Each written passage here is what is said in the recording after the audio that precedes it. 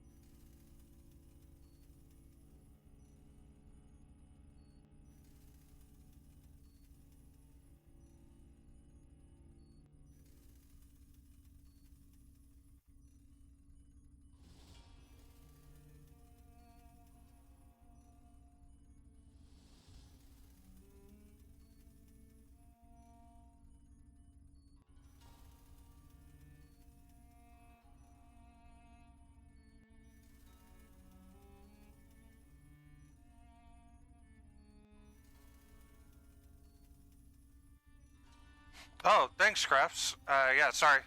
I also realized I didn't have any actual, like, water or anything for my, hydrate, redeem, so had to go quickly grab that. But yeah, thank you. Oh, that's not the right one. This is the right one. There we go. I think it's working.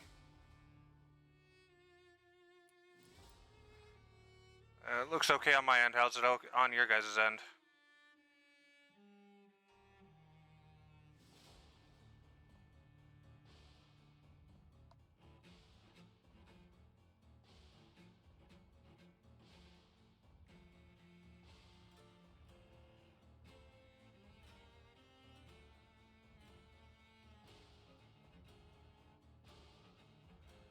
Alright, so this is Vampyr, or Vampyr, as some is technically pronounced, I think. I have played this game before, though I've never actually beaten it. And the last time I played it was like 4 years ago? 5 years? No, closer to 5 years ago. And I got decently far into the game. I didn't beat it, but I got decently far into the game. And it was also on PlayStation, not PC. So this is going to be a learning curve for me. I'm going to roughly know what to kind of expect if I remember. But this is a rather long game, and I do remember enjoying it a lot, though it was very heavy on the dialogue, so I might be quiet here and there, so I apologize in advance.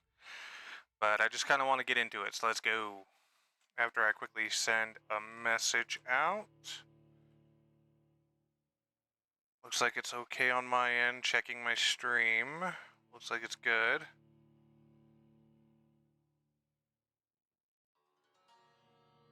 Cool, choo. Alright, oops, I did not mean to close that.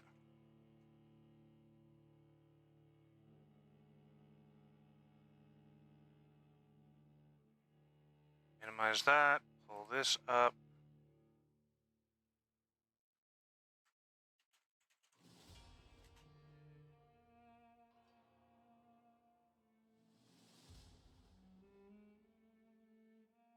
Alright.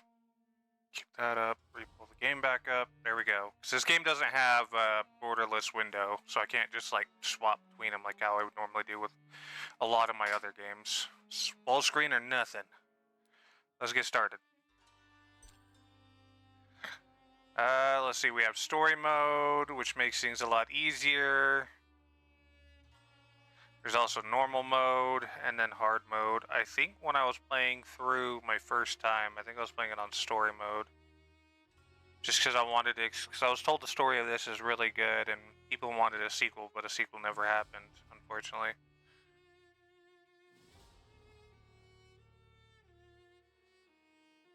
But I think I'm gonna go with normal mode. And if it becomes too hard, I'll do story mode in the background and get caught up to this. I don't think it should be too hard. I don't remember the game being too difficult, and if it becomes like obnoxious with keyboard and mouse, I'll just swap over to my controller.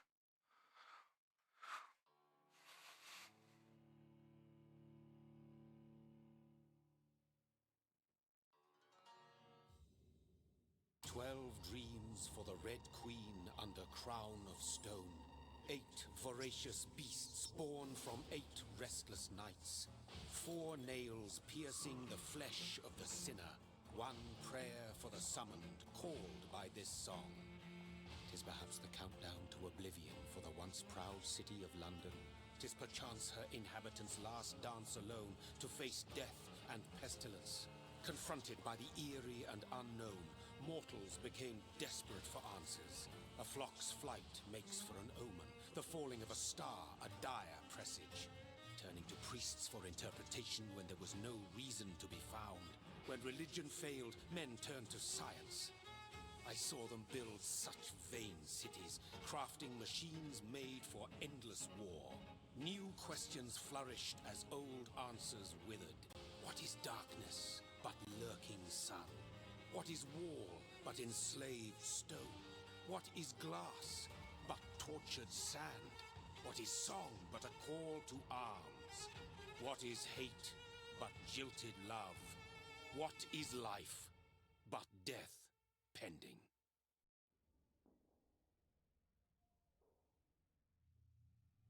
So... Death. Since the apple was plucked from the sacred tree, mortality was believed to be God's punishment. A righteous snare to keep mankind from ascending to the stars. They were all so wrong.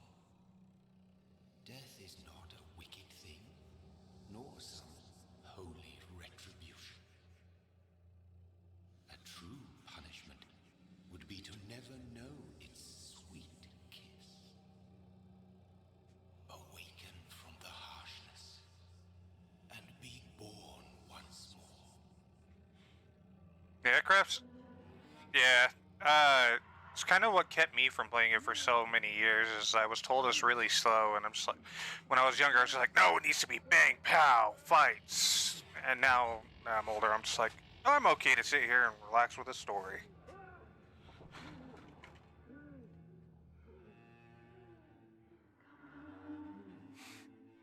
From what I remember of this game, I remember the concept of the vampirism and the lore behind it all was very interesting to me. Jesus Christ, you scared me. I might need to turn that down. That was loud in my ear.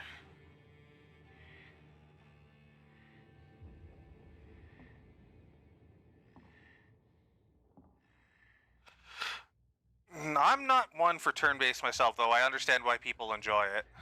The only real turn-based games I like is, well, D&D or Pokemon, and that's the extent of my patience with it. Although that could be because I grew up playing like RPGs. If it was like semi-turn-based, they're really lackluster. But also growing up playing with real-time strategy games, so I'm used to having to think right then and there. Like also like the original Baldur's Gate 1 and 2 was you had to press spacebar to actually pause combat and make your plans.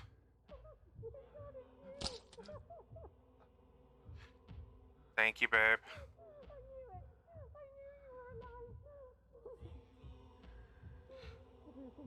For those who don't know, Captain Jade VT, formerly known as Hound Dog Games, is my girlfriend, so she's making fun of me.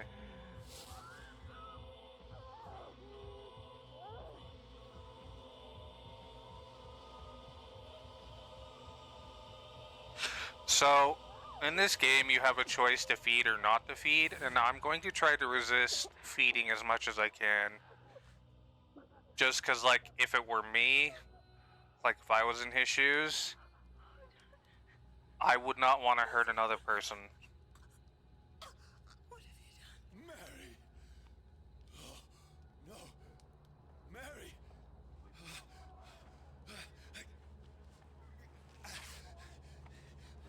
Hold on. Please, hold on. Oh, God. Oh, no. Mary.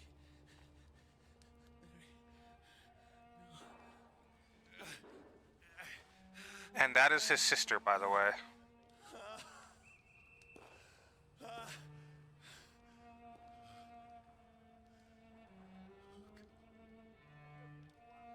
I think it was his sister.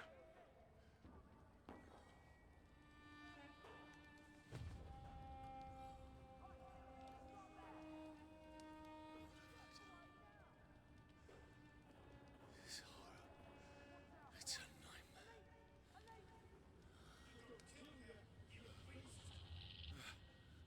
No! Please, a moment, let me explain.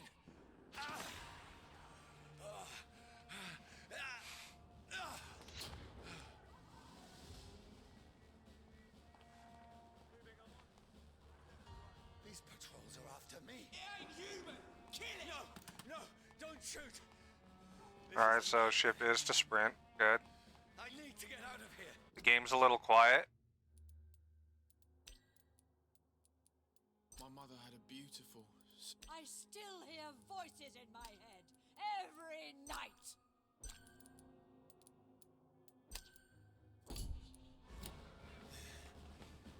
How's that? This can't be happening. Over there! No, please, stop! I mean you no harm. What's going on? Keep thinking that there's, Oh, like, Mary. hidden secrets and stuff. What have I done? What's all this about? Shit, That's where'd odd. it go? F. Now, I can defend myself. Used to E. Kill that thing! Over there!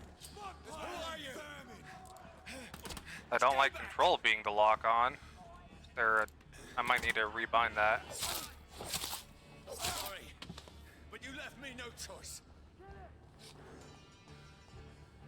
Wonder if there's a way to go through the whole game without killing a single person, including this tutorial area where you could just run right by the person. Stupid beast! Okay, so spacebar is to dodge. I would assume it would have been dash. Sorry. 'Cause I think on the controller, the sprint button is also the dodge button. See them fancy clothes? This one's a top. I'll take its head. There's one of them vermin. What do you want?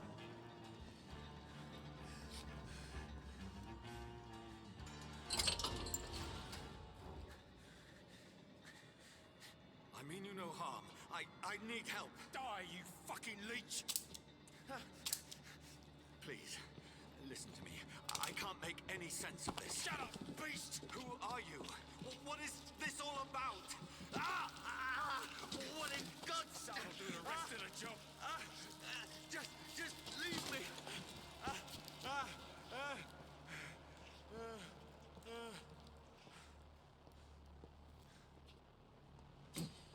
The sun.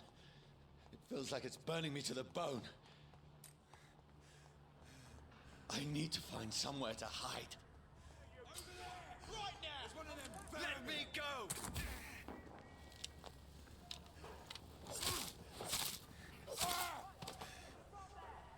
I need to find shelter. Is anybody there? What is this place?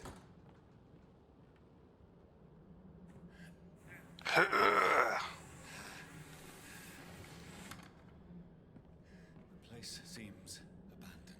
You know, I used to think, like, if he could move that so easily, Like, what's to stop them from busting that down? Before I realized, like, that's probably solid oak, and he has enhanced strength as a vampire, so that's why it looked so easy for him to move. But for a human, it don't mean shit.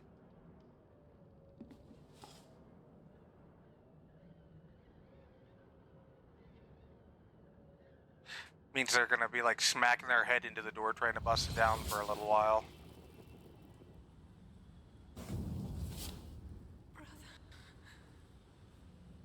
What have you done? Mary! Mary!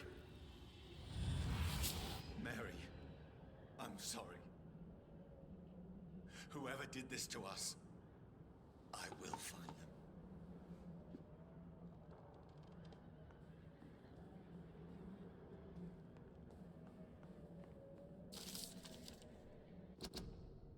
Fire and sun. Leeches do not fear the sun, or fire. They do not burst into flames or ashes when they are caught under the rays of daylight. Yeah, they do. But it hurts them. Oh, okay, I see what they're meaning. But it hurts them good, real good. I have personally chained a vampire to a tree to see what would happen when the sun rises. Its skin blackened in a few minutes as if it were burning from the inside. Its eyes and flesh melted, and I saw its unholy bones move and squeal as the beast tried to escape all day long. In the end, only a desiccated corpse remained, which started to slowly regenerate when the sun disappeared behind the horizon. I cut its head off to finally destroy it, and when I tried the same test with fire, the bloody leech never came back from the ashes. Fire's our weapon of choice, brothers. To burn the beast is the best way to kill it for good. From Know Your Enemies by Carl Eldritch, pre-win leader.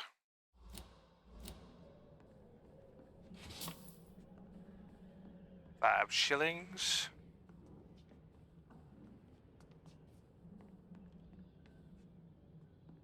Anything interesting? Bottle of alcohol. Ooh.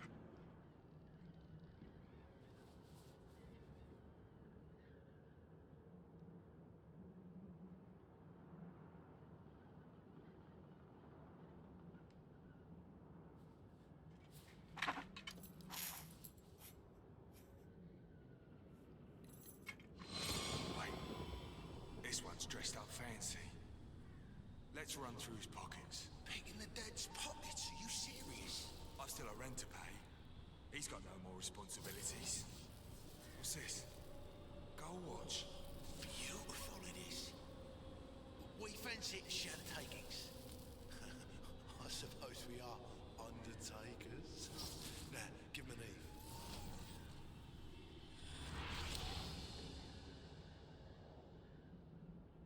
That's impossible.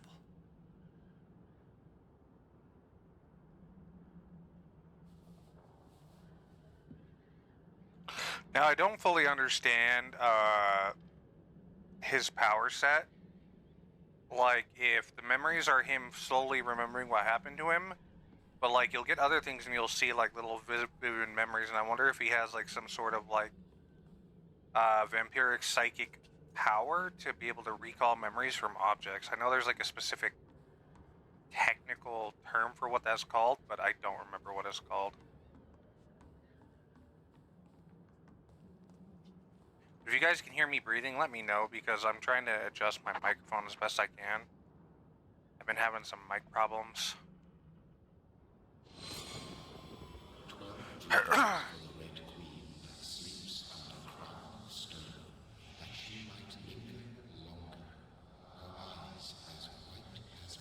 goes there? Okay, good.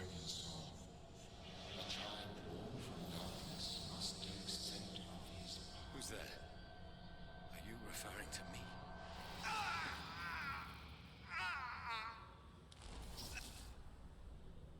No!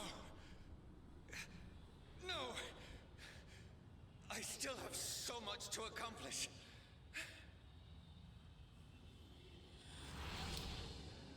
I still have so much left that needs doing. You know, I never really bothered. It looks like he has a reflection, though, being a vampire. man. This isn't before they had pure glass. This is still when they had silver in the back of the mirrors to help.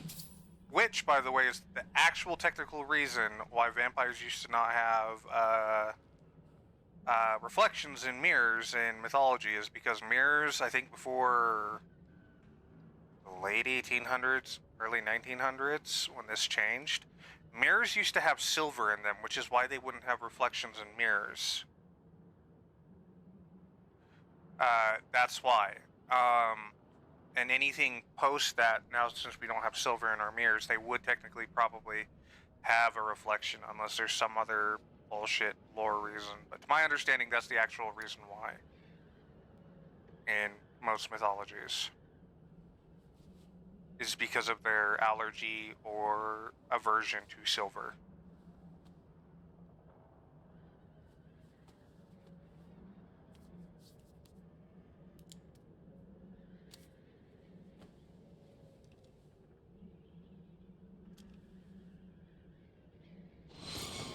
Johnny, this one's lost.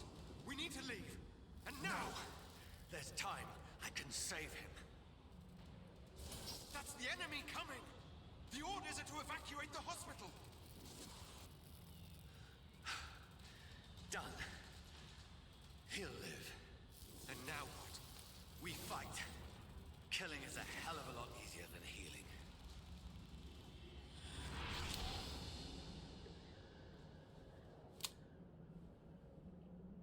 No, it never got easy.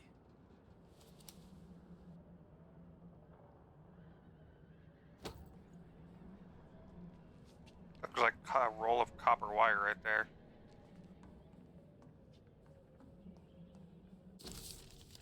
Bloody diary, 15th October. Bad sleep. Becky coughed all night. The fever made her delirious. I heard a loud noise in the morning. It's a big machine that some men brought by the bank sent to dig a big hole in the ground. It was some sort of mechanical shovel. Maybe I should go there and ask for some work. Becky needs medicine. 16th October. I talked to men with the mechanical shovel. They told me they are digging mass graves all around London. Safety measures, apparently. Is there a new epidemic? Is the flu coming back? They had no work for me. Becky slept a little last night. Foundry has been closed, and there are no more jobs nearby. 19th October.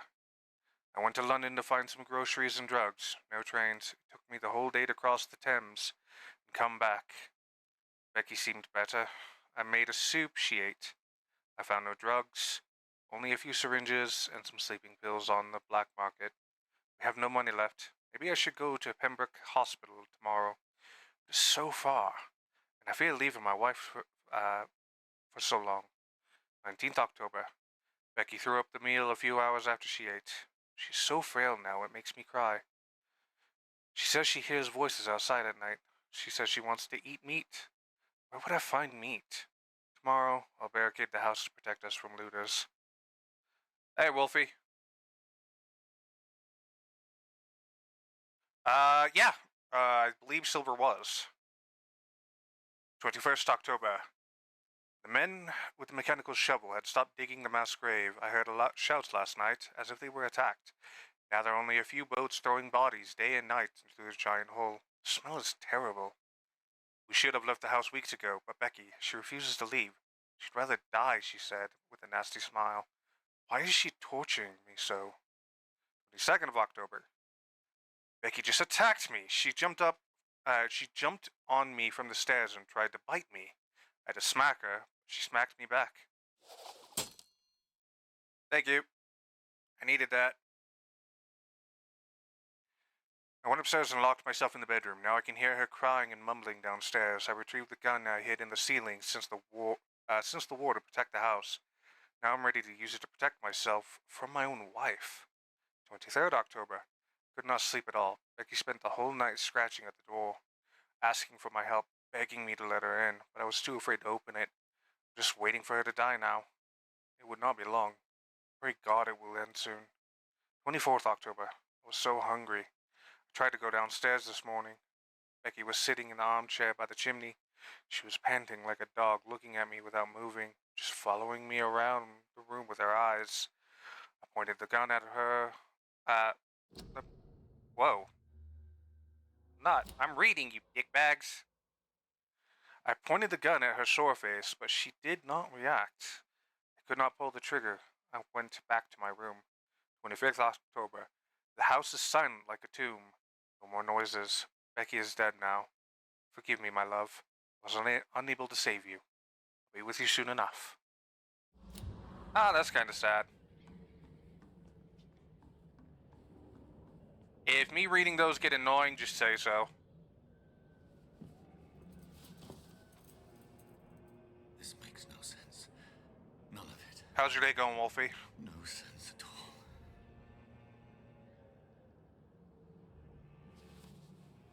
It's a nightmare. That's it.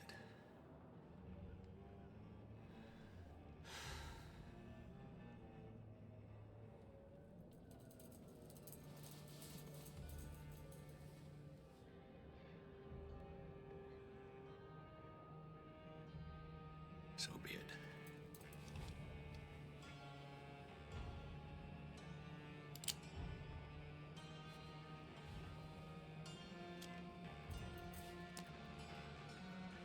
Did you should know a shot to the head, not to the heart.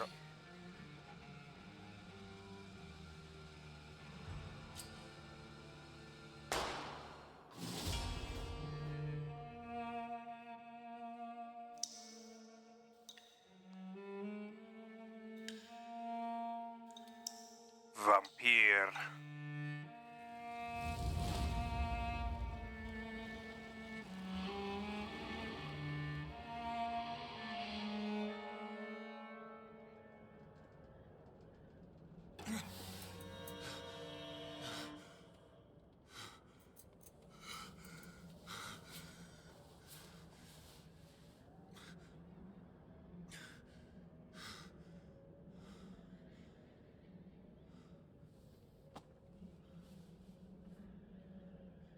It's curious that the bullet wound heals right away, but he still has the bite marks on his neck.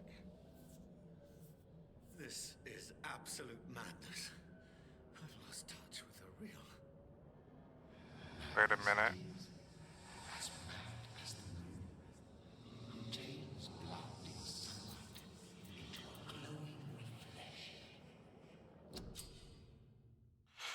Evolution. Hideout beds allow you to evolve and rest. Spend experience points to level up and improve your vampiric skills.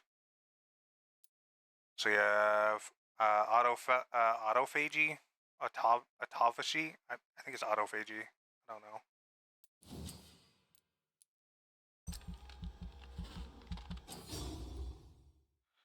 Drain your own blood to heal normal and aggravated wounds instantly. Then we can get claws, blood spear, shadow mist.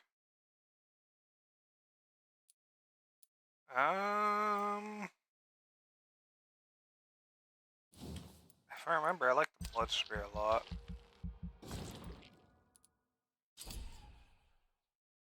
And then for I don't think I'm gonna get any blood right now. I don't think I'm gonna get bites because I'm gonna try not to bite anyone. Increase your stamina, increase your health. Health will be important. Oh, I don't have enough points. Okay.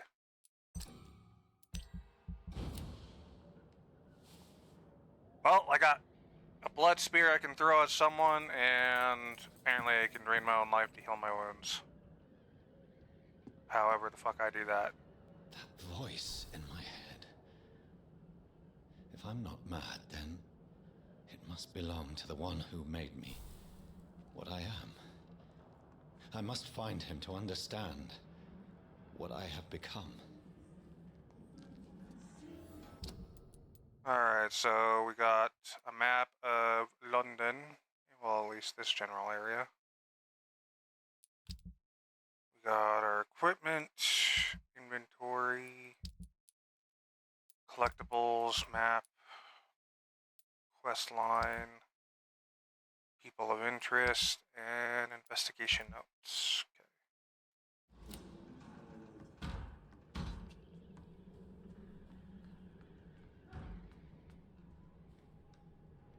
Where'd the body go? Where is it? Locked closed. These people want me dead. I need to leave now. Thank you, Captain Obvious.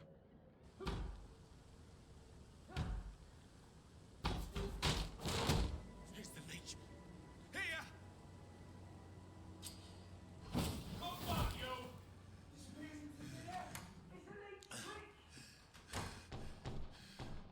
My head's spinning. I can teleport. It's locked. Time to run. Clever fucking beasts. I'm clever. I'm a doctor. What the hell?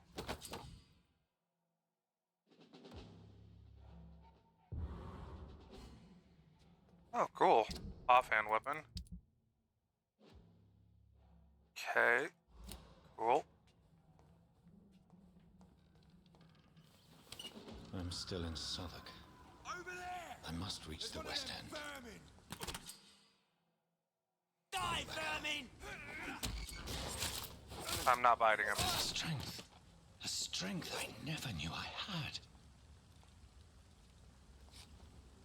Oh, this one stinks already. See them fancy clothes? This one's a top!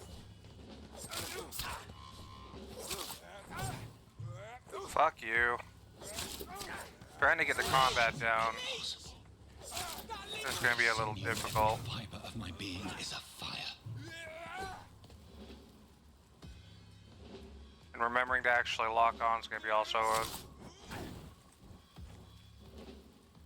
I feel like a child Okay. learning the limits of my body. Oh, I don't have any blood. Do I have to bite them? I don't remember.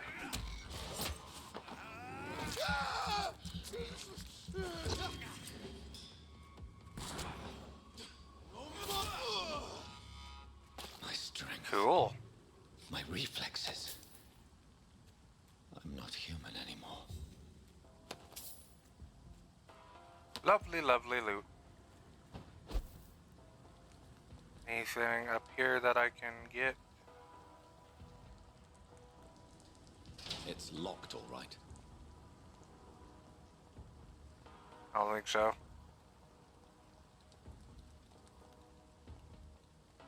Cowabunga!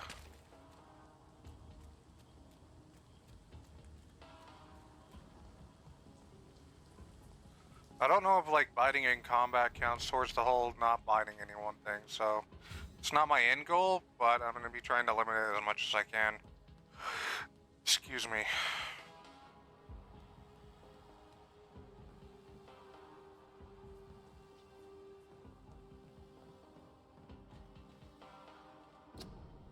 Join the ranks. Your king and country needs you. Join the British ranks and help brave lads.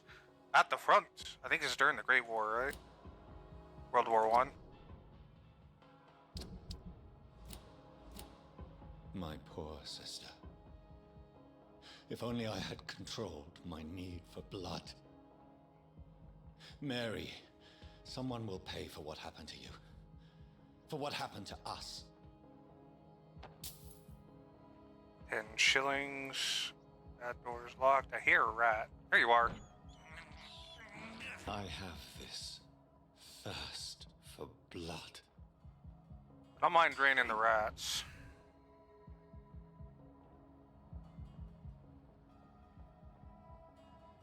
Humans, on the other hand, Luis Bueno, man. Dizziness from the jump. I can now control it.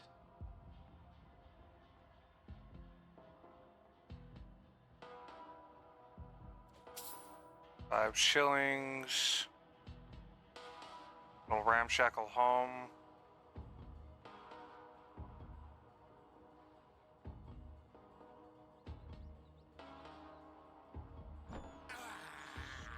I can't believe I'm doing this. Yo, get over here, Mr. Rat. I need you. I have this thirst for blood. Don't see anything here. What will London have to say to me? I've so many questions unanswered.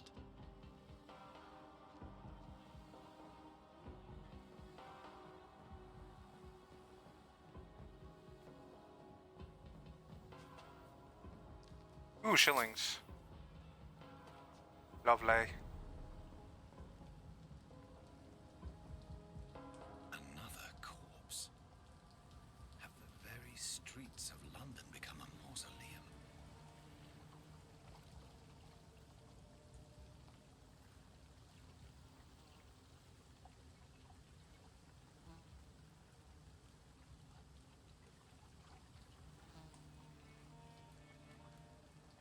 Or sod. The man has been drained of all blood, but I can still smell the scent of it. I follow the scent's trail. Perhaps it will lead me to my assailant. Fresh blood. The smell is so strong. Something dire must have come about.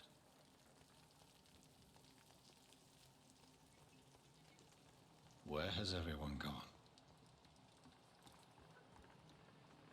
According to the blood patterns, that's where the victim was attacked. So that must be the killer's trail.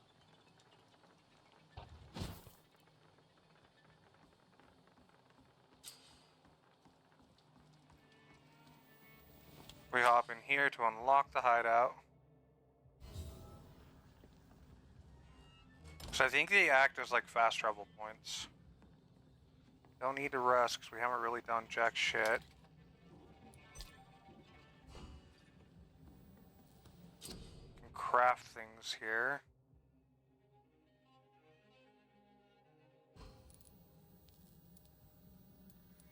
Oh yeah, because we can actually be like an actual doctor. We can upgrade all that crap. Okay, cool.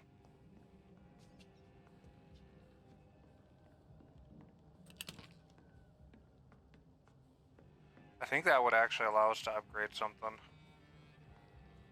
Double check. Nothing there.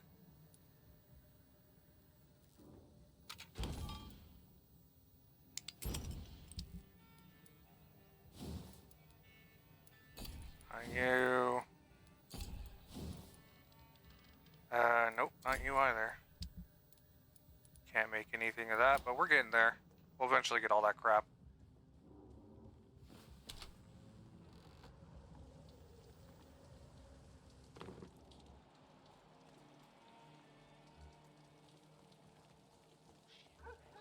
At last, a little life.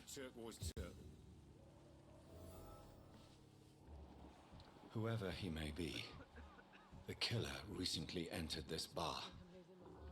Maybe some of the locals saw him. Damn it. I think drink no longer stirs me. My God, sir, you look like Jonah's whale just spat you out of hell. Can I get you a drink? No, thank you. I'm not thirsty. Well, grab a chair and get some rest. This is going to be another long night. Why is it going to be a long night? You must be new around here. Don't you know about the murders? Tell me more about these murders. Every morning for the last few weeks, bodies have been found. And those poor sods didn't die of flu. Do the police have any leads on a suspect? Even before the outbreak, coppers never came round here. We're on our own. People die in these parts all the time, and no one cares. Where am I? Where is this place? You're at my bar, sir, the Turquoise Turtle. The last ray of light in this dangerous part of town. So you're open all night? Yep. Figured people might need a place to rest in these dark times. Aren't you scared? Scared of what? All the bad shit happens out on the foggy streets. And I never go outside. I'm looking for someone who might have passed through here recently. Wondered if you might help. It's been quiet tonight. other person I've seen went straight up to his room. Thought it was kind of rude, actually. You mean he's still here? Well, yeah. He paid for the entire week. How long has he been here? He rented the room a few days ago and didn't say when he'd leave. Who is this man? What does he look like? Well, like a gentleman, I guess. Well-dressed, quite polite. A professor or something fancy like that. Always writing, reading notes. I need to meet this man. I have questions. Just climb the stairs and knock on the first door. I heard him open his window, so I guess he's still awake. And, Yes? no funny business. You hear me? This is a respectable establishment.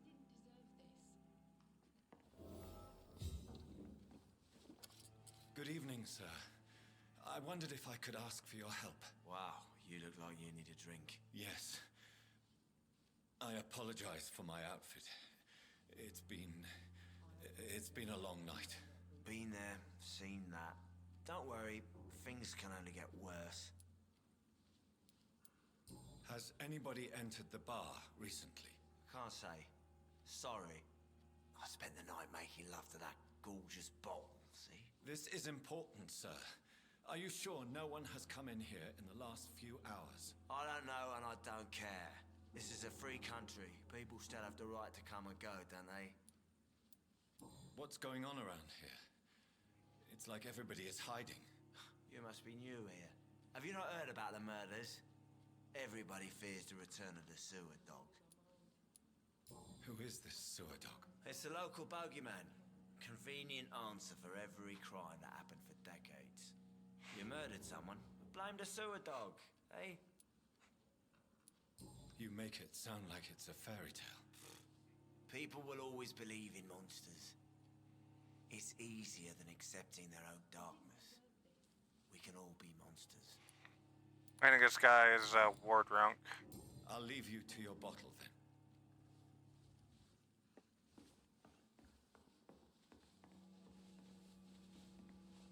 Hello, sir.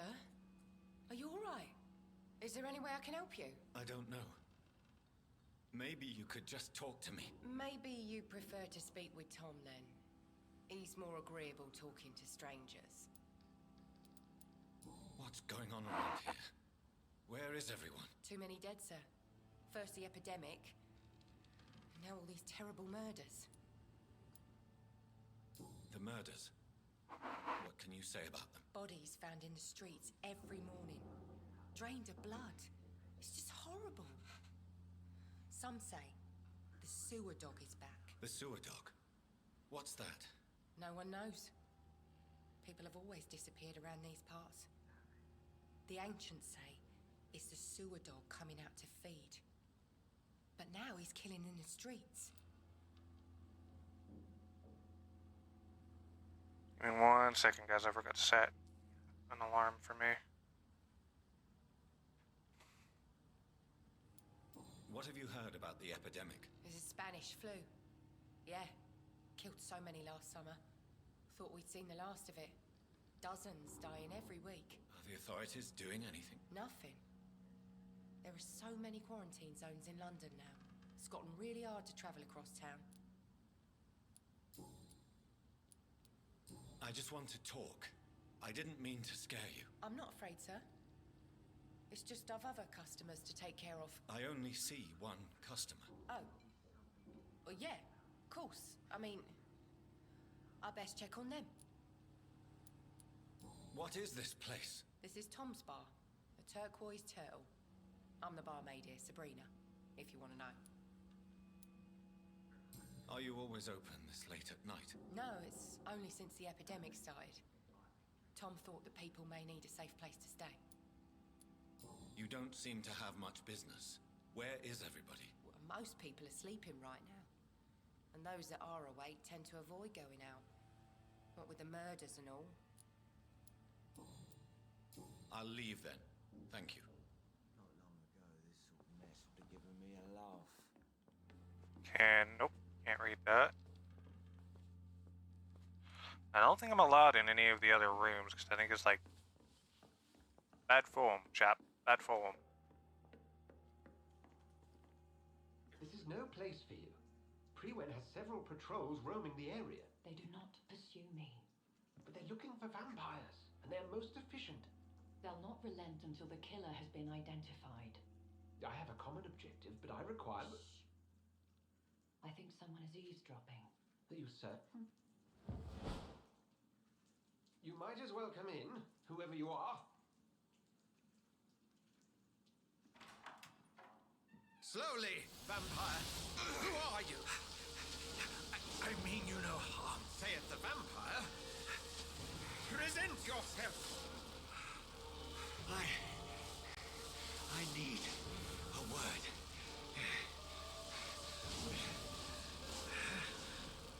Anyone?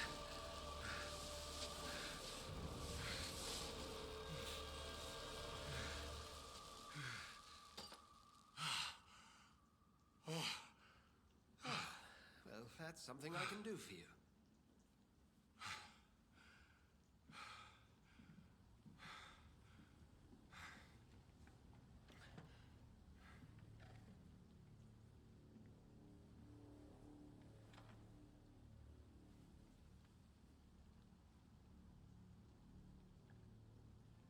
And who might you be? Tell me, who are you? First, tell me what you want. Then I may tell you. That's none of your concern. Sir, you have entered my room in the middle of the night, pale as a corpse and shaking like a tree. Also covered in So blood. please, indulge me. Someone is molesting people. In fact, killing them. Biting them. The calling card of a vampire. Like you. I've been hunted down in the streets and attacked. I'm a victim here, too. I believe you. Then if you are not a vampire, who or what are you? Dr. Edgar Swansea of the Brotherhood of St. Paul. I'm performing an independent investigation here in an attempt to understand precisely what is going on. What have you uncovered concerning the murders? It started a few nights ago. Rumors of violent murders. The docks have always been, shall we say, somewhat unsavory. But this is different. How different? A vampire is at work here. Famished. Reckless. It must be brought to ground, and quickly. I heard another voice, that of a woman. Who were you talking to? Ridiculous. I've no idea what you're talking about. Something tells me not to trust you. Then the feeling is mutual.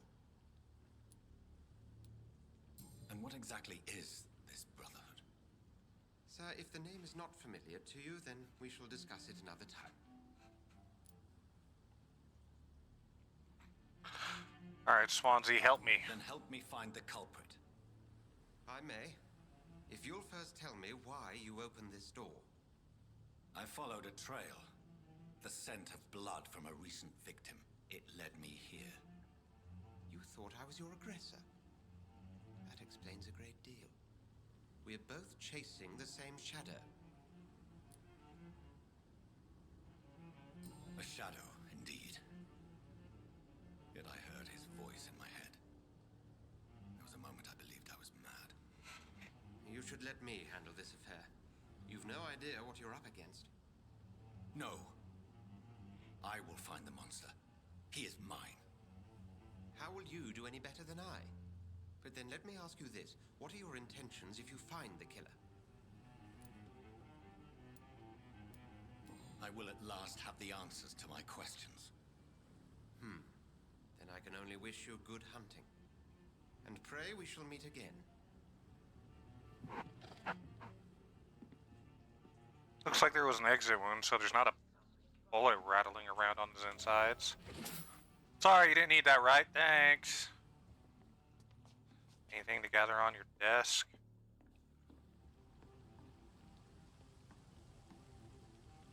Anything here? Nope. I've never even been to India. This a good thing you cannot see me now, Mum. If Swansea is not my attacker, it means somebody else came here tonight. Someone must know something. Hello, sir. May I disturb you again? And you're still ugly as sin. I'll leave you to your bottle then. Yep. Alright. Maybe he knows something? Welcome back. Did you find what you were after? I can't say I have. Are you sure no one else came into your bar before I arrived? Hey, I told you, you were the only other stranger I've had.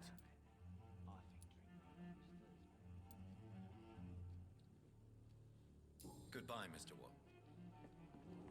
Alright. Hint required, so maybe she might know something. Evening, sir. Can I help you? I have a few questions for you. Well, if you must. I spoke to Dr. Swansea. He's not the man I'm looking for. Now, I want the truth. The truth? What do you mean? I suspect that someone else was here tonight, and I don't think Tom wants to tell me about it. I'm just the barmaid here, okay? If Tom says you're the only visitor we had, then you're the only visitor we had. I can feel your fear, madam. Please tell me what's going on. It's Will. William Bishop. He came in here earlier tonight and he... Well, I thought he was going to clock someone. What happened tonight? He was dead drunk as usual. But my God, his eyes, his face. He must have caught something awful. He shouted and cried. It was terrible. Why are you so afraid? I mean, his skin, his hands. I scrubbed every glass and every chair that he touched. God, I hope it's not contagious. Tell me about this William Bishop. Will was a sailor who worked at the canning factory before he lost that job. A nice bloke, really. He's never been violent. Until tonight. Why keep it a secret? Why not tell me about it? Tom's nothing if not loyal. After Will lost his job, he offered him one ear. They used to be good mates. But recently, well... Will started to get very aggressive. I see. Thank you for your candor. I'll be sure to talk to Tom.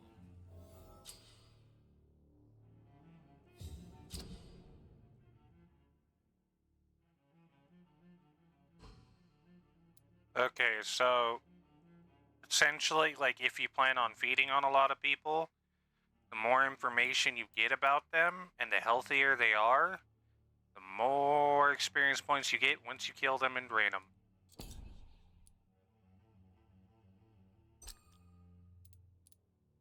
Lots of that crap.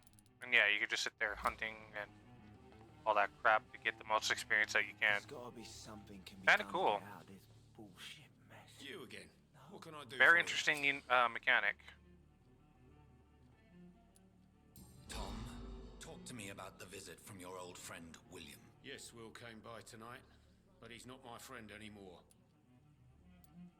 Why lie to me if he is not your friend? I didn't lie.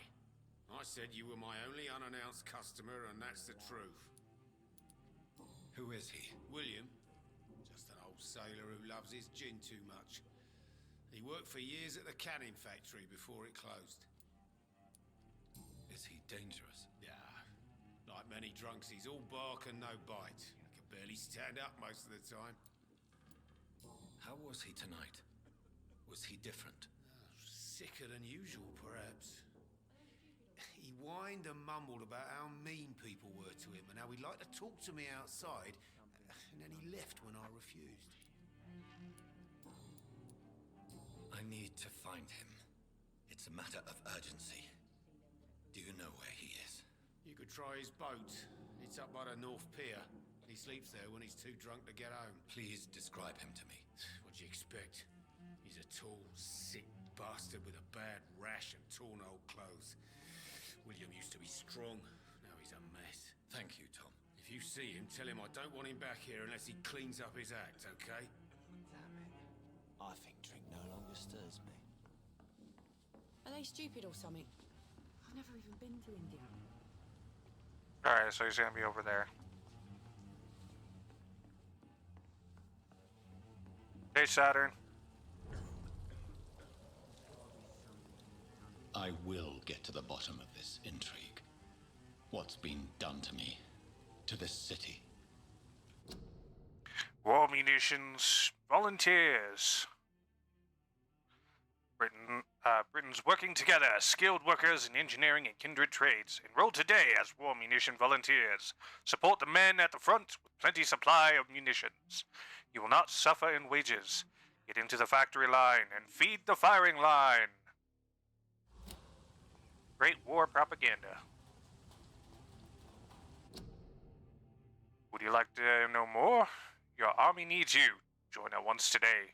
Would you like to know more? Ask your nearest recruiting office.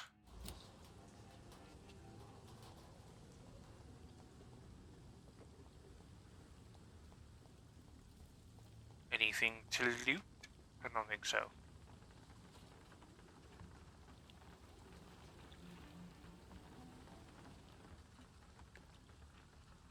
The body is still warm. This man has just been drained of blood. This man was armed. He tried to defend himself. What's this? Some sort of note. Pre-win orders, 30th October, from G. McCullum. 2 dock patrols. Object, multiple deaths in the dock regions. We believe a nasty leech is involved. Locate the beast, purge it, and quickly. Warning. According to recent reports, this vampire is very violent. Approach with extreme caution. I know we lack men in this part of town. Don't send rookies to investigate the case. If I'm correct, we've got a frenzied one killing each night. As always, search abandoned places first, like old houses, basements, sewers, and warehouses. Destroy the leech, brothers. These men, they're a company of professional vampire hunters. Blood and empty gin bottles. This bishop fellow is something of a heavy drinker. This corpse has been dried of its blood, just like the previous victim. There are blood splats on the other side of the canal. I must reach that barge. Well, it's too bad we can't give him a sailor send-off and just dump the body in the Thames.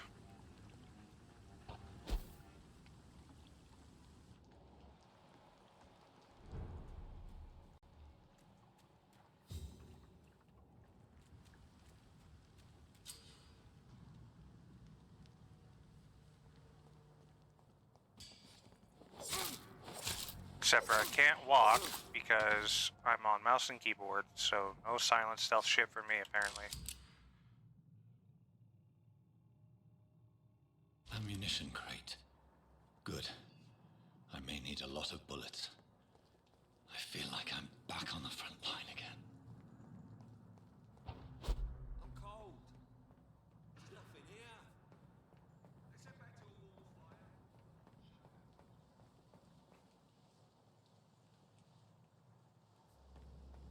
Hey there, buddy.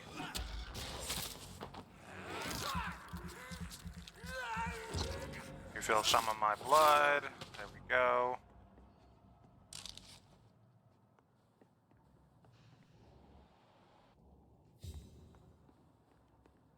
Why do they hide where it's so damn cold?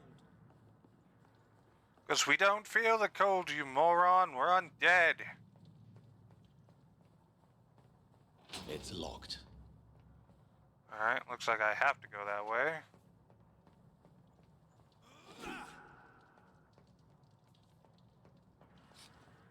I just normally try to pull the gun out and shoot that off, but I don't know how, so... Well, shoot it off, try to see if it would let me anyway.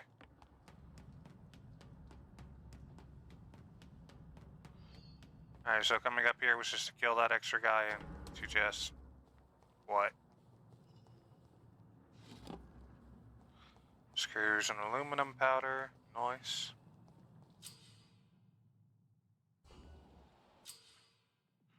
Some 4 times resistance melee, range, blood, and shadow. Orange indicates medium resistance, red indicates high resistance. So they have high resistance to range and medium resistance to melee, but no resistance to shadow and blood. Looks like they're all resistant to that crap. Is there any way I can get out of this without having to kill them? I guess not. Hey there, bud.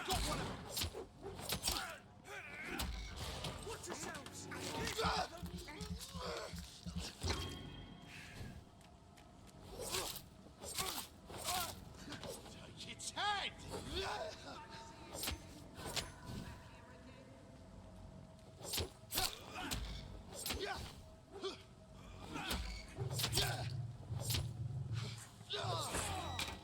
Ow. I didn't know they could do that.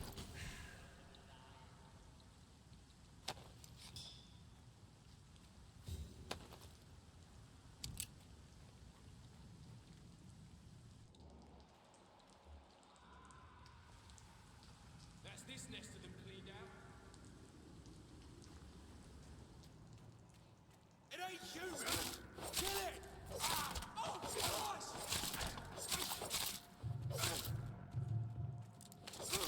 I have like no stamina. I'm gonna have to increase that.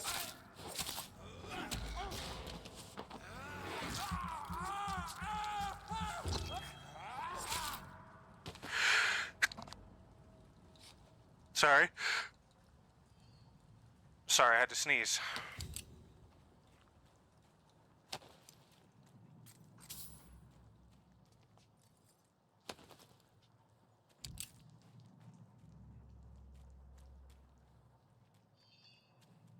Okay, I looted. Oops, didn't mean to do that. Okay, so the only things I can loot are the actual ones that have like little glowy lids. Kinda lame if I'm being honest. I probably could have snuck around them, huh? Yeah, I could have snuck around them. Oh well. Too late now. Hey there, buddy, old friend, old chum, old pal. How you doing? Over there!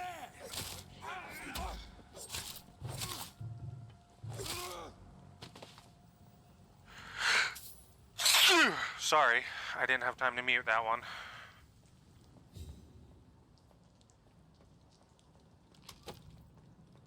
Use Lupara.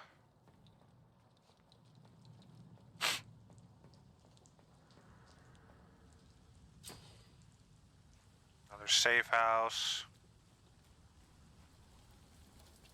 I'll investigate that in a minute. Just looking for stuff to loot. Ooh! Nummy.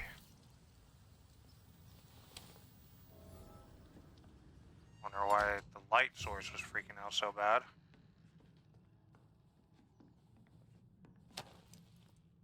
Sorry, old chum.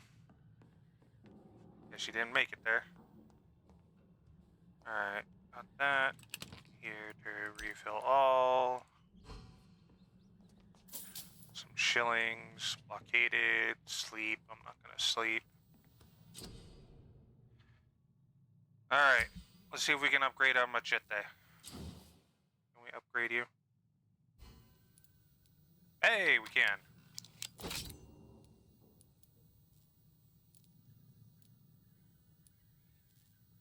I think that's the one I wanted there when I can. If I can get one more aluminum shard. Because stamina consumption is a pain in the ass. Though damage is good, we're gonna get like way better weapons later.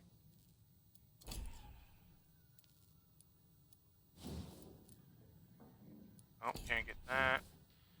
Can't get that.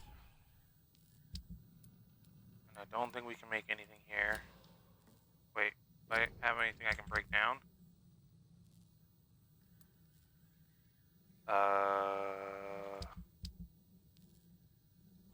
That seems like a bug.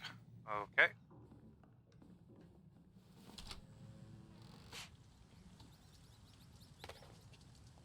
Here, Mr. Rat. Don't need you spreading disease. I don't know if that actually does anything. Another one of you. I'm gonna kill you just because I can.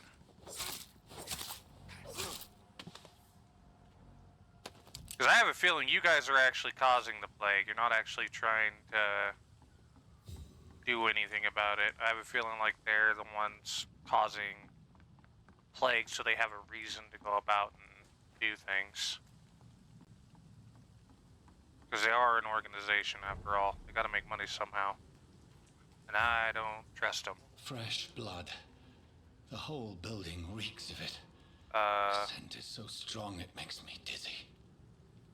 My game just froze.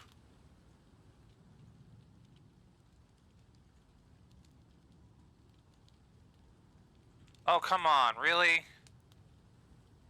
1 second, guys. Having technical difficulties.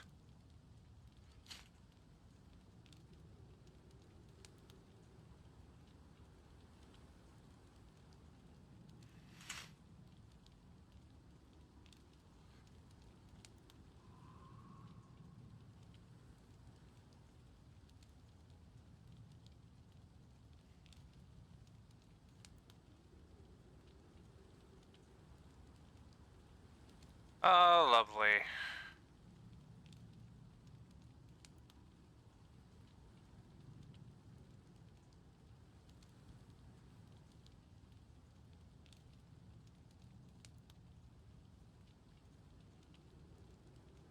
One second, I gotta look up.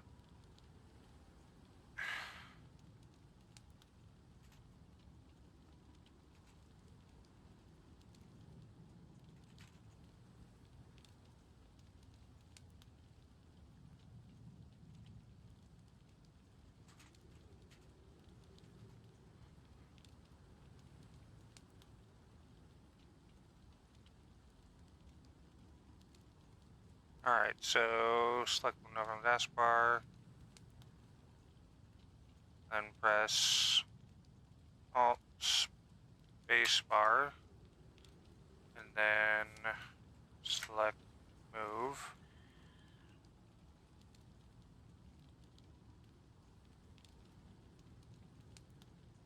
There we go. Perfect.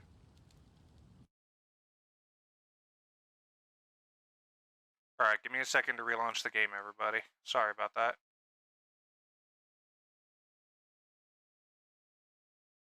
I don't know why it suddenly froze.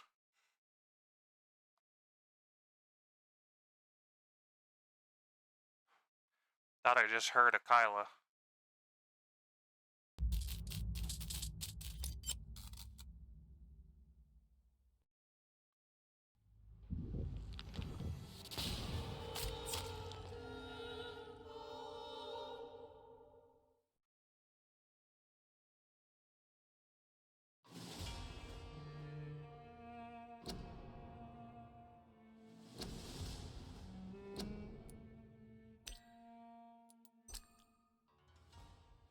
Top file was just me testing out to try to see if it would connect to OBS, and then I got a little distracted playing it. Yeah, but I at least stay around to say hi. I know I do to you, I'm not hiding that fact.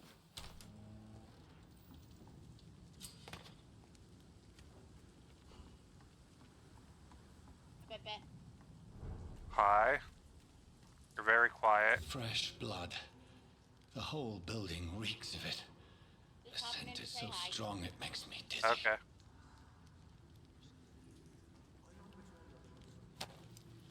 He was trying to load too many things at once, is my guess. Kyla, you are very quiet, by the way. Can you hear me better now? A lot better.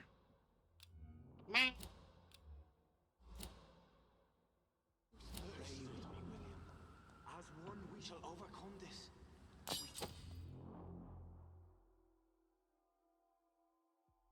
Done it before.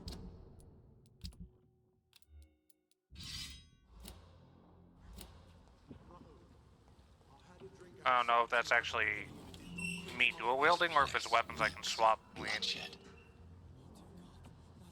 William, please stop. Just a sip. This creature is bedeviled. I must put it down.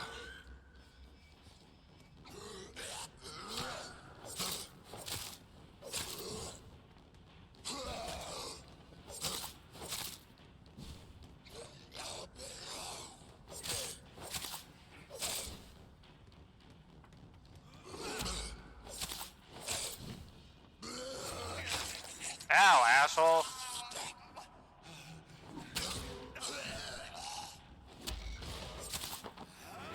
How do you like it?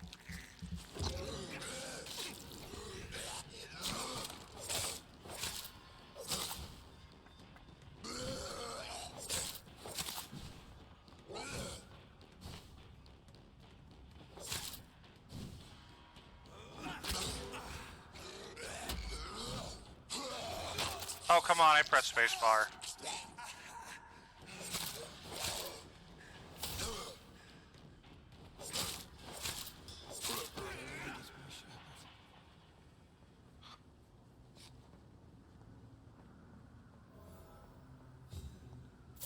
Take the shillings.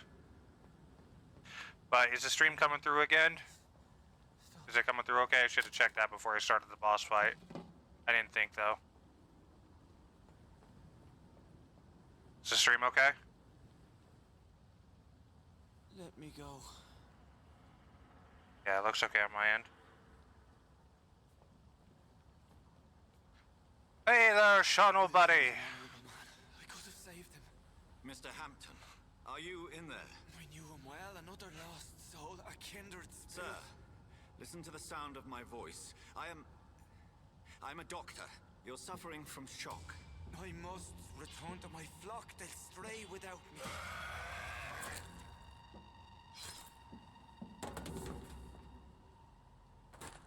Remember, certain skulls are every bit as resistant as we are. Who are you?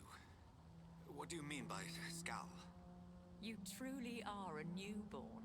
I should have realized. Wait. You are the woman from the bar. Are you like me? Can you help me? I believe, sir, I already have.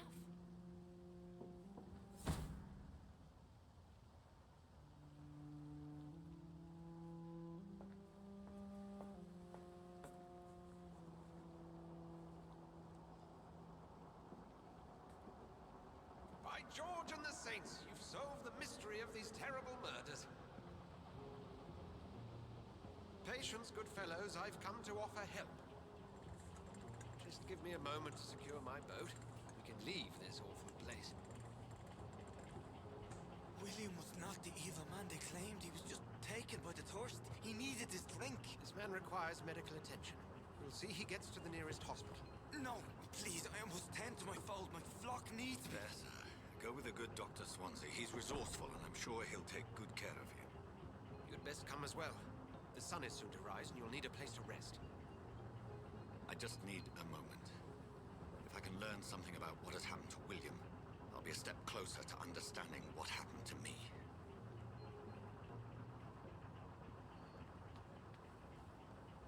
This poor creature can't be. Hey, Theo. Could it be some subspecies of vampire? I must find How a you place doing to today? analyze the blood.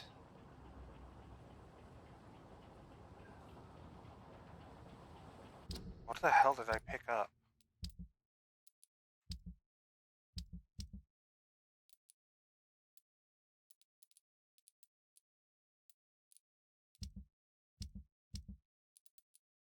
Oh, blood sample.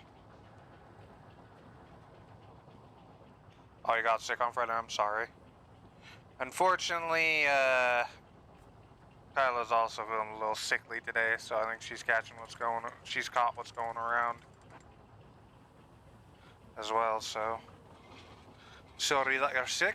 Well, was sick, but glad you're feeling better. Hey, Pog.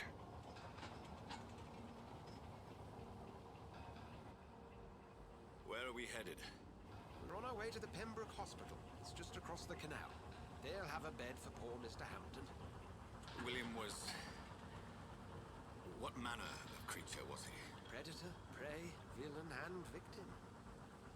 Who can say? The important thing is that he's been stopped. Duly noted. And the woman?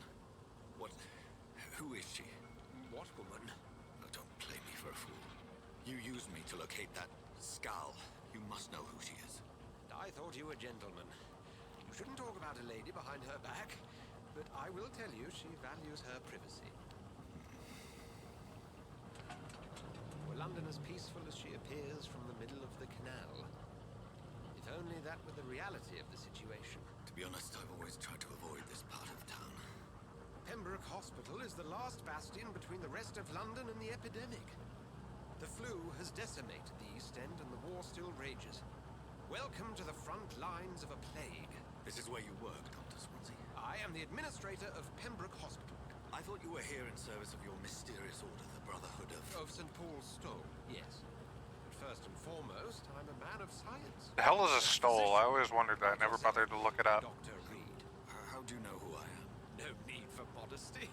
You are Dr. Jonathan Reed, a surgeon of some caliber and renown, if I'm not mistaken. You are correct, sir. I knew it. I had my suspicions.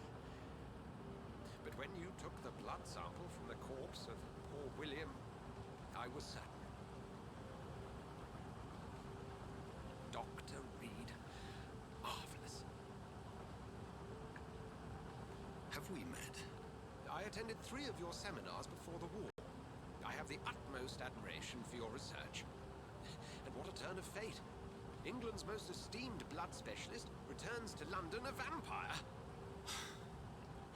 That word, again, from a so-called man of science. I understand traditionally the role of science is to refute myth, but when myth walks among us, the Brotherhood of St. Paul has dedicated its purpose to their study. There's so much for you to learn. A stole. I don't know what a stole is. I've never bothered to look it up. Then let me be blunt. Join my staff at Pembroke Hospital. As a physician. I suspect you'll not find a better post of employment to contemplate your predicament. This is sudden. I was returning home to see my sickly mother. But alas, that was before contracting this... affliction. Dr. Reed, take a moment to consider. The post would be for the night shift, providing a good explanation for your absence during daylight hours. You'll be adequately reimbursed and have a place to hide. I even had the forethought to bring some clean clothes. So, what do you say? It seems I have little choice, but yours is a generous offer, so I thank you. Brilliant! Oh, Jonathan, this is one for the book, and the beginning of a beautiful friendship. Ow, that does sound painful for you. I'm sorry. Glad you're feeling better, though.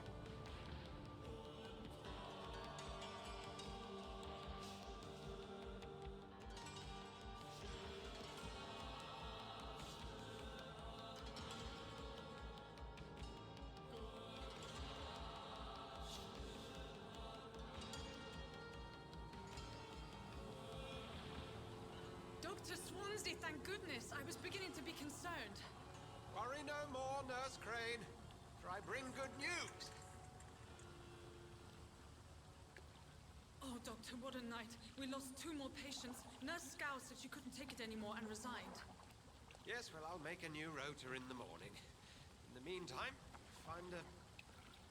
Well, I'll have to take a look at it when not streaming, because I can't check Discord right now. Of course, Doctor. Oh, and Dorothy? Yes, Doctor? Dr. Reed here has just returned from the front. I'm sorry about the homework schedule. Joining us here at Pembroke. We're very lucky to have gained a surgeon of his talent. And one so Oh, okay, I didn't see that. That is good news indeed, Doctor. Oh, yes. A long white scarf or similar covering worn by women, usually across the shoulders. It's not what we have, but what we haven't. So St. Paul's scarf is what he works for? Okay. If you have any questions, just ask her. Duly noted. Thank you. Your assistance is required, Dr. Swansea, immediately. Welcome aboard, Jonathan. We'll catch up after my rounds. Coming, Nurse Crane. I'm coming. I would totally rock an outfit like this, I'm just saying.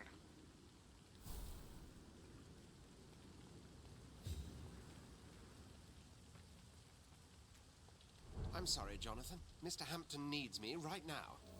Sean Hampton?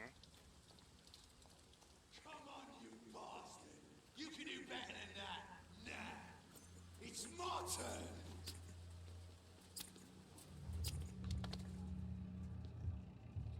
Rotten ore pristine. Each heart contains the seeds of life.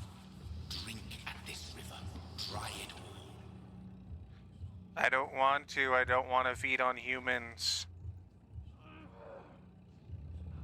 Bastard gave me a good poke.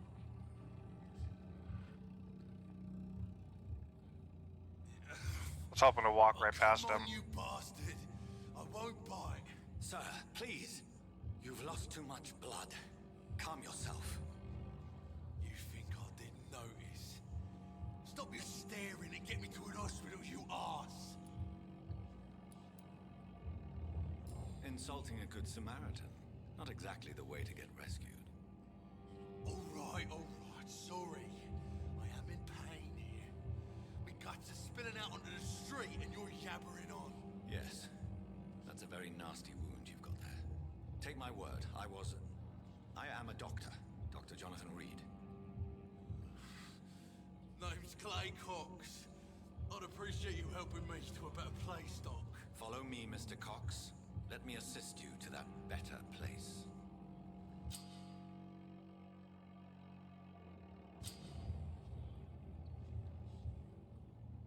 I don't want to.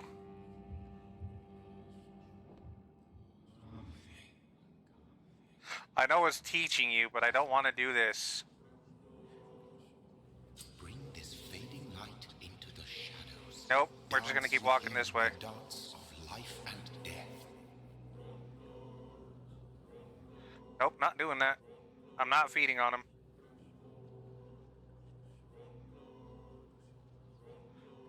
No, don't make me. I don't want to.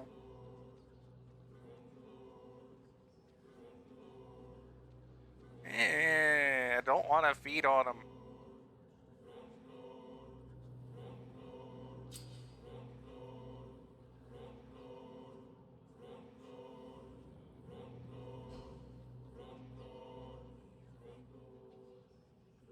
No more. Not tonight. Not like this. Okay, thank God. I will not take another life.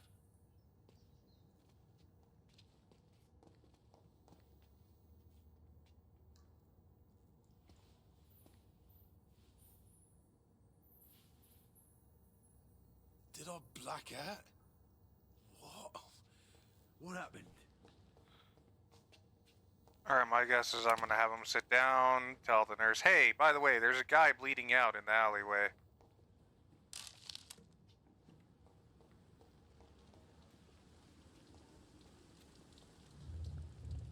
It is wise for the huntsman to sometimes let his prey go, but no famished hunter can run for long.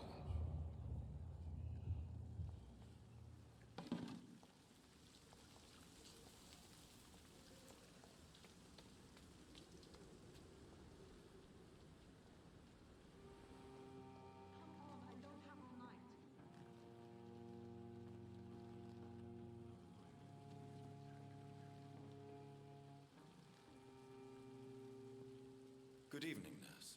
I'm Dr. Jonathan Reed, the new surgeon here at the Pembroke. Dr. Swansea has already told us about you, sir. I'm Nurse Gwyneth Brannigan. Welcome to the Pembroke Hospital. Did he really? It's a good thing I wasn't hoping to keep a low profile. All members of staff have already read about your new blood transfusion technique. Dr. Swansea... You wish I would what? Wear an outfit like that? Well, I'm a little surprised, but I suppose I'll just have to deal with this unexpected notoriety. You must know, blood transfusions are Dr. Swansea's primary subject of research. He is convinced it is the future. How are things here? Not good, to say the least. We're struggling against an invisible enemy, more lethal than any bullet from a gun. It's hard, Doctor. An invisible enemy? poetic term for a disease, especially from a nurse. Sorry, Doctor. These last few weeks have been exhausting. We could all do with a good night's sleep.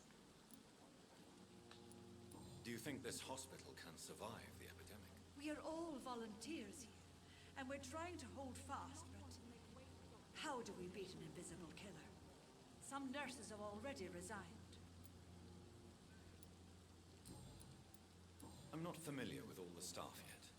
Perhaps you could help me. Brilliant professionals, most of them. Dr. Swansea has a gift for recruiting talent. Most of them? Is there a problem I should know about, nurse? It would be inappropriate for me to speak ill of a colleague. Nurse Brannigan, if you do know something, please tell me. Anything you say will be held in confidence. No. I may disagree with some conduct, but in the end, everybody is doing their best. Is there anyone that stands out?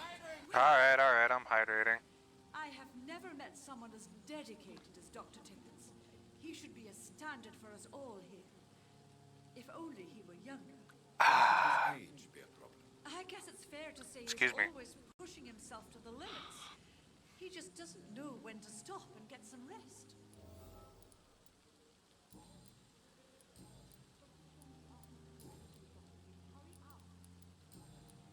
Goodbye, nurse. Call me if you need assistance. Yeah. Give me a second. I'm talking to people and looting.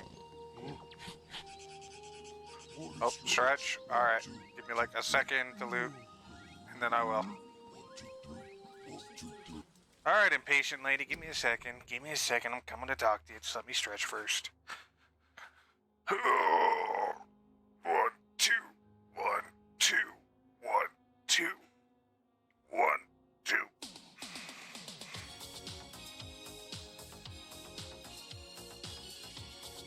Ha ha ha.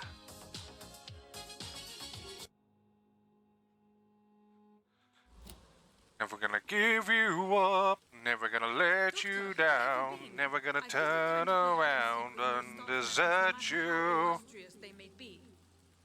I found a wounded man by the docks. He answers to the name of Clay Cox. He requires urgent medical attention.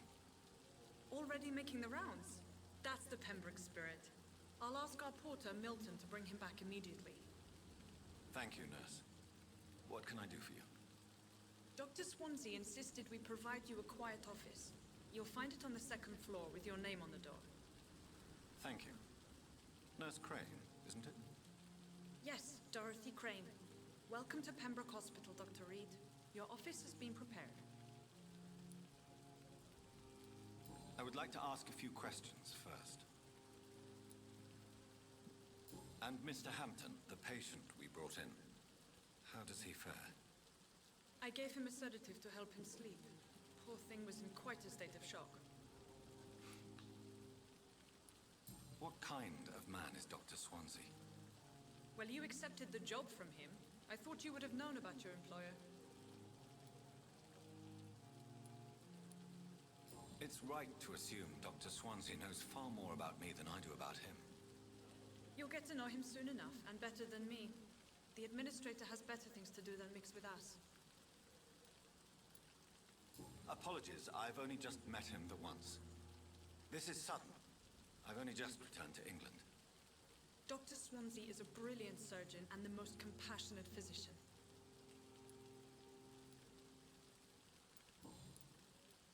If you could point me in the direction of my room again, nurse. Second floor of the hospital, left after the stairs. It's the last vacant office at the end of the corridor. Thank you, Nurse Crane.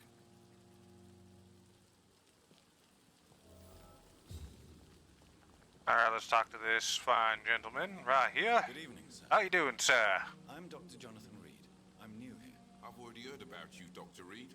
I'm Milton Hooks, the ambulance driver for this shithole of a hospital. That's quite a blunt introduction, Mr. Hooks. You can call me Milton. I like to speak my mind, Dr. Reed. Perk of the job. Don't judge me, and I won't judge you. I'm not sure I understand what you're talking about. Well, I'm no doctor, but I'm pretty sure a gun can't be used as a surgical instrument. You have a keen eye. I learned to shoot during the war, and have carried one ever since. Old habits die hard. No need to explain, Dr. Reed. And if you ever need a better gun, remember, I may have something for you.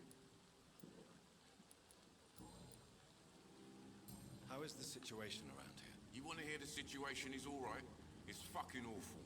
We lack everything, and it's getting worse every day. So what do you do exactly in this hospital? Apart from smuggling guns, I mean. I've been an ambulance driver since... too long, I guess. I bring sick people here night and day. It's a dirty job, but I get it done. Most of the time.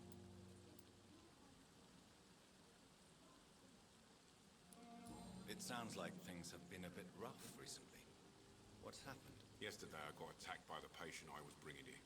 I escaped from the hospital's garden, but I lost my wallet when I was running. You left an infected patient outside the hospital? That's incredibly dangerous. Go there yourself if you want, but be careful, Doctor. I'm not getting alerts when my ad starts, so sorry, everybody. Since you're on the front line, how is the sanitary situation in this vicinity?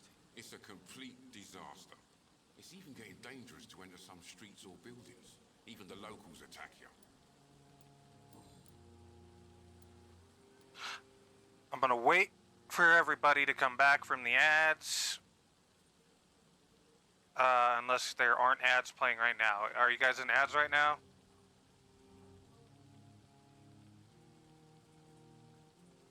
So I don't want to continue on, because I'm not getting alerts for when the ads are happening. Something's going on with my Streamlabs.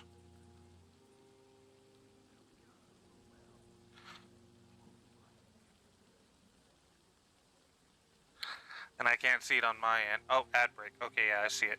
2 minutes. Okay.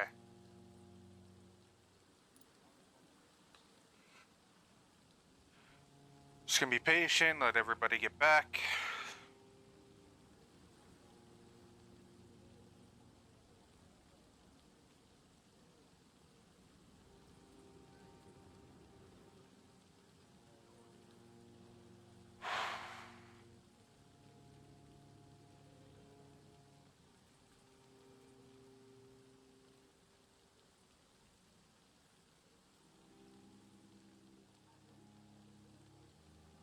Now I got the Rickroll thing stuck in my head.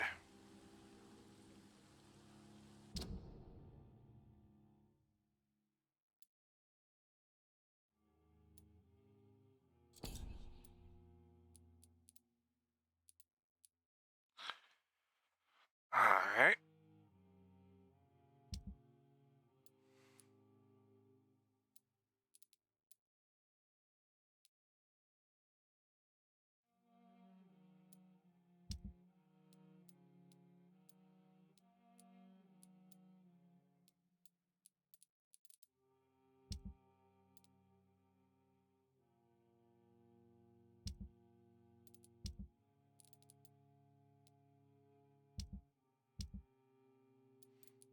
Alright, I guess we can... Yeah, I want to heal people, so we're going to try to do that.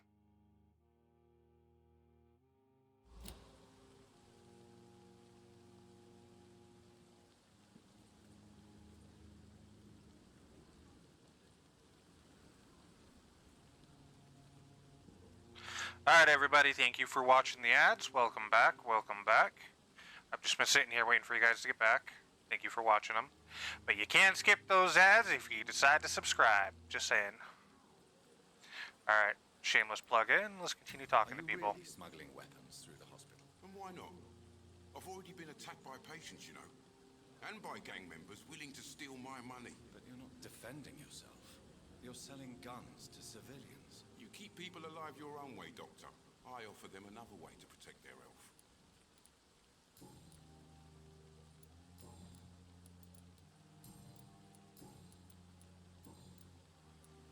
Goodbye, Milton. Alright, I don't have anything to buy right now, so... I don't even think I have enough shillings for anything like that. Perhaps I should have considered the offer from that Cadigan fellow. We have no effective treatment for this influenza. Good evening, sir. So it is true.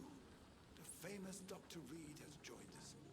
I can't think of any better news during these terrible times. Do we know each other? Why are we talking in side profile, bud? We met once before, at the Rockefeller University in New York. Dr. Tippett, yes, I remember.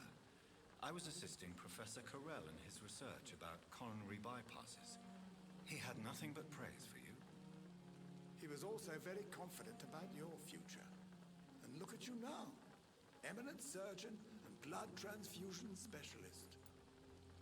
I'll have to take your word on that, Saturn. I don't watch TikTok. What is the Pembroke Hospital situation? And please, speak freely. This hospital is not exactly the best of London. I'm sure you are used to working in a better environment. It's more than enough. In any case, the personnel of a hospital are much more important to me than the building. Don't be misled by appearances, Dr. Reed. This hospital does not lack talented people. It just lacks hope. What can you tell me about the staff in the hospital? Some are really good, and others are not so good. But during this troubled period, there is no time for slander. I prefer to focus on the positive character traits.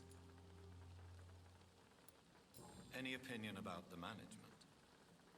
I don't always agree with Dr. Swansea's reserve, but I must admit he does all he can to keep this facility running during this crisis. Ah, yes, the burden of command. I was fed up with this concept while serving as a medical officer. Don't get me wrong. Swansea's a good administrator. I just wish he would get out of his office now and again. Tell me more about cherished people, then. Nurse Brannigan is a pearl. She is the most helpful and dedicated nurse I've ever worked with. A clever and cheerful woman. You really seem to admire her skills. I'll go even further. If she was a man, she would be a damn fine practitioner. You're exhausting yourself, Corcoran. Maybe you should think about preserving your strength. No. We must keep on healing all those poor souls. We are the last rampart before chaos. Once more unto the breach. Nurse Brannigan is worried about you, Doctor. She should not have told you that. I will have a word with her. You don't have to blame her for her honesty. I'm not that kind of man, my dear Jonathan. Actually, Nurse Brannigan's opinion is the only one I may listen to.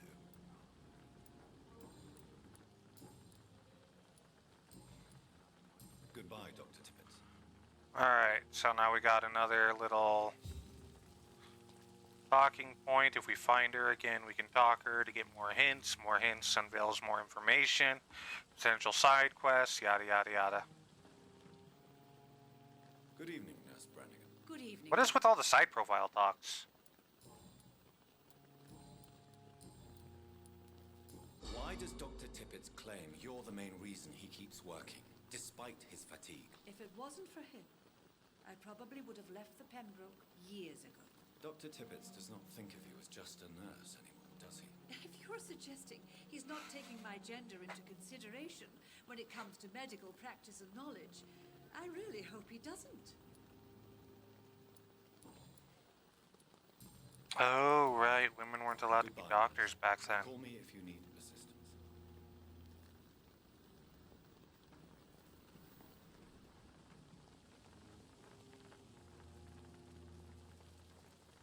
I don't know why. I just remember that was a thing. If we can make a fatigue potion, go give it to the drunk guy. That'll heal him up, bring up the health standard of everybody in that area. Because a healthier place is better. Means less creatures to fight, if I remember correctly. Dr. Swansea is right. This place seems perfect to conduct my research. Good evening, nurse. Good evening, Doctor. I don't think we've been introduced yet. My name is Pippa Hawkins. And I'm Dr. Jonathan Reed. Dr. Swansea has recently offered me a position in this hospital. Well, it's a euphemism that your help will be appreciated, Doctor.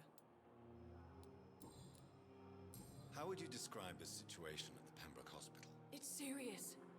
The flu is wreaking havoc amongst the staff and patients. We are running out of everything. Nurse Hawkins, the Spanish flu won't last forever. Even the Black Plague didn't kill everyone. I wish I could believe you. But what if this epidemic was worse? What if in the end, nobody was spared? You must get a hold of yourself, nurse. Sorry, I'm exhausted. No one has any idea when this epidemic will be over. Yeah, the Spanish flu was really bad, guys, but I think it's also what led to the invention of antibiotics, I think.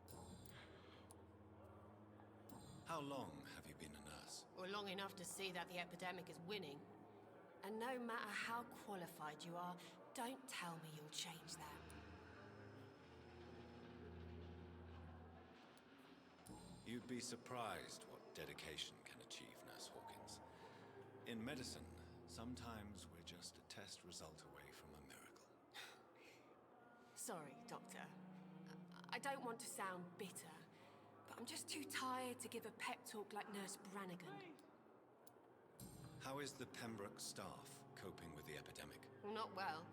Milton, the ambulance driver, is even more grumpy than usual, especially concerning doctors.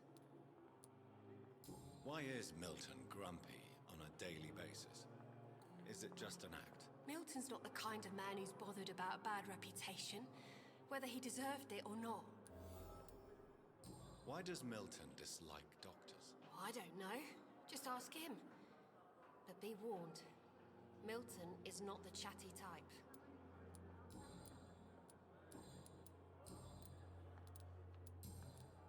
Goodbye, Nurse Hawkins. Alright, got a hint on Milton. Me over here. Nope. I mean, it's cool that they wander around. At the same time, it makes it... Oh, there you are. Frustrating to try and find them sometimes.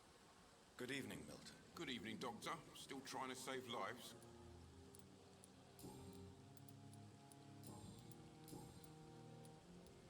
Why do you have such a mediocre reputation among your colleagues, Milton? Fuck them. Nobody knows the horrors I've seen since working here. This city was sick long before the epidemic, Dr. Reed. I know it's a difficult task, but correct me if I'm wrong. Is this not the job you are paid to do? I've seen babies left to die while their brothers were properly fed. Underage girls and boys sold to all manner of perverts. I'm sorry, I don't know what to say. Yeah, exactly. We lack words. So excuse me if I don't look on the bright side of life. Goodbye. Yeah, that would be enough to make anybody disagreeable. A giant morgue disguised as a hospital. That's Pembroke nowadays. Are you eyebrow lady? Well, eyebrow-less lady? Yeah, you're eyebrow-less lady. Fear and disgust on every... Good evening, sir. Can I help you? Unless you're here to fix my face. No. I don't think you can help me. I'm Dr. Reed. I've recently taken the position of head surgeon here. War injuries, am I right? You guessed right, Doctor. German shell took my pretty little mug right off. But they still call me Thomas Elwood. You got rickrolled by a Lego Yoda? How is your stay with us, Mr. Elwood? Oh, it's bliss. I just escaped death in the trenches to be surrounded again by the moans of the dying. Can I ask you precisely why you're a patient here? It's the pain, sir. The drugs don't work. It just hurts under the scars, if you get my drift. Who is treating you? Is someone in particular looking after your case? Nobody since the old and tired doctor spoke to me. Started to think I was forgotten about. Wouldn't blame you. You don't seem worried by that. My face hurts so much more when I smile or cry. I've learned it's easier not to speak. But be assured I'm smiling inside. Can I do anything for your pain? Nurses gave me a bunch of pills. No effect. Told you. It's like the flames are under my skin, burning away.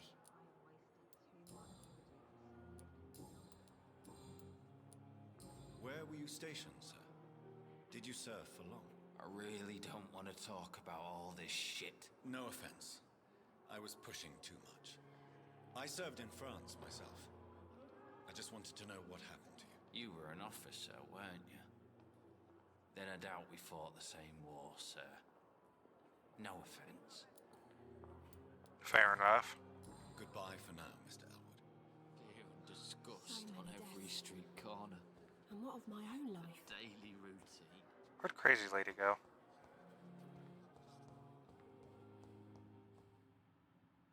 Good evening, Mr. Hampton. How do you feel? Dr. Reed, is it? Oh, sir, I must apologize for my behavior. What do you mean? I was not myself in the factory. Fear and exhaustion made me say awful things to you, I'm afraid. You remained perfectly nice and polite. A little delirious, perhaps. But who wouldn't be after enduring an abduction? Thank you, Doctor. That's a relief. Now all I need to do is rest and return to my flock.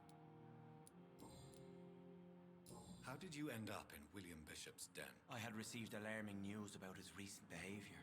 I went to his place and he refused to let me go. Lego Yoda's got moves. Why did he abduct you? William was an alcoholic. His addiction suddenly changed to blood. I don't know why. Just like a patient I met here. This Miss Hawcroft.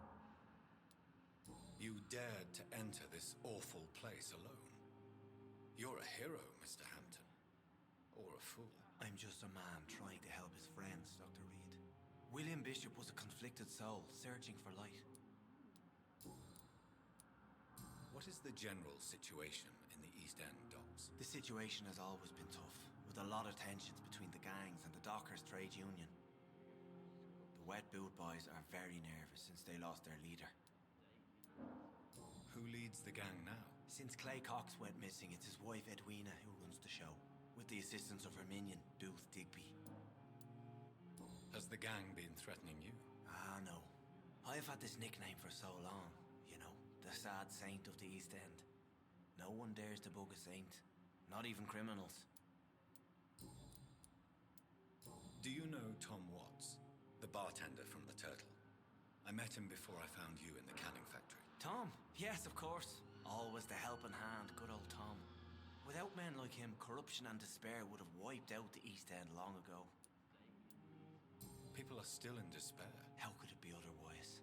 The authorities have left us all to rot in this contagious nightmare. No drugs, no advice, nothing. It's a damn shame. Who should I avoid in this part of town, then? Any particularly evil figures? Not really. Most men and women are just doing their best. And it's not my habit to speak ill of people I know, Doctor.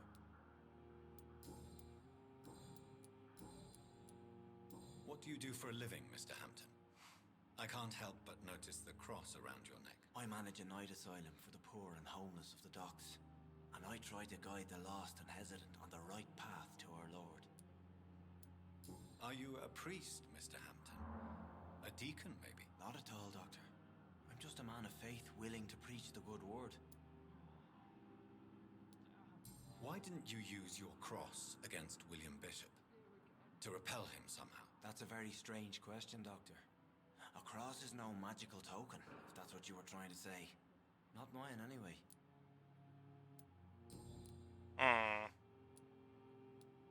How do you feel, Mr. Hampton? Medically speaking, I mean. I feel exhausted. Beyond exhaustion, actually. William drank so much of my blood in his madness. I feel empty. You're in good hands here. Dr. Swansea is well versed in blood transfusion, and I'm sure he'll take the best care of you. Thank you, sir. I believe all I need is rest, and then I can go back to the people who need me. Have you made friends since you arrived? Not really, but I recognize Miss Harriet Jones.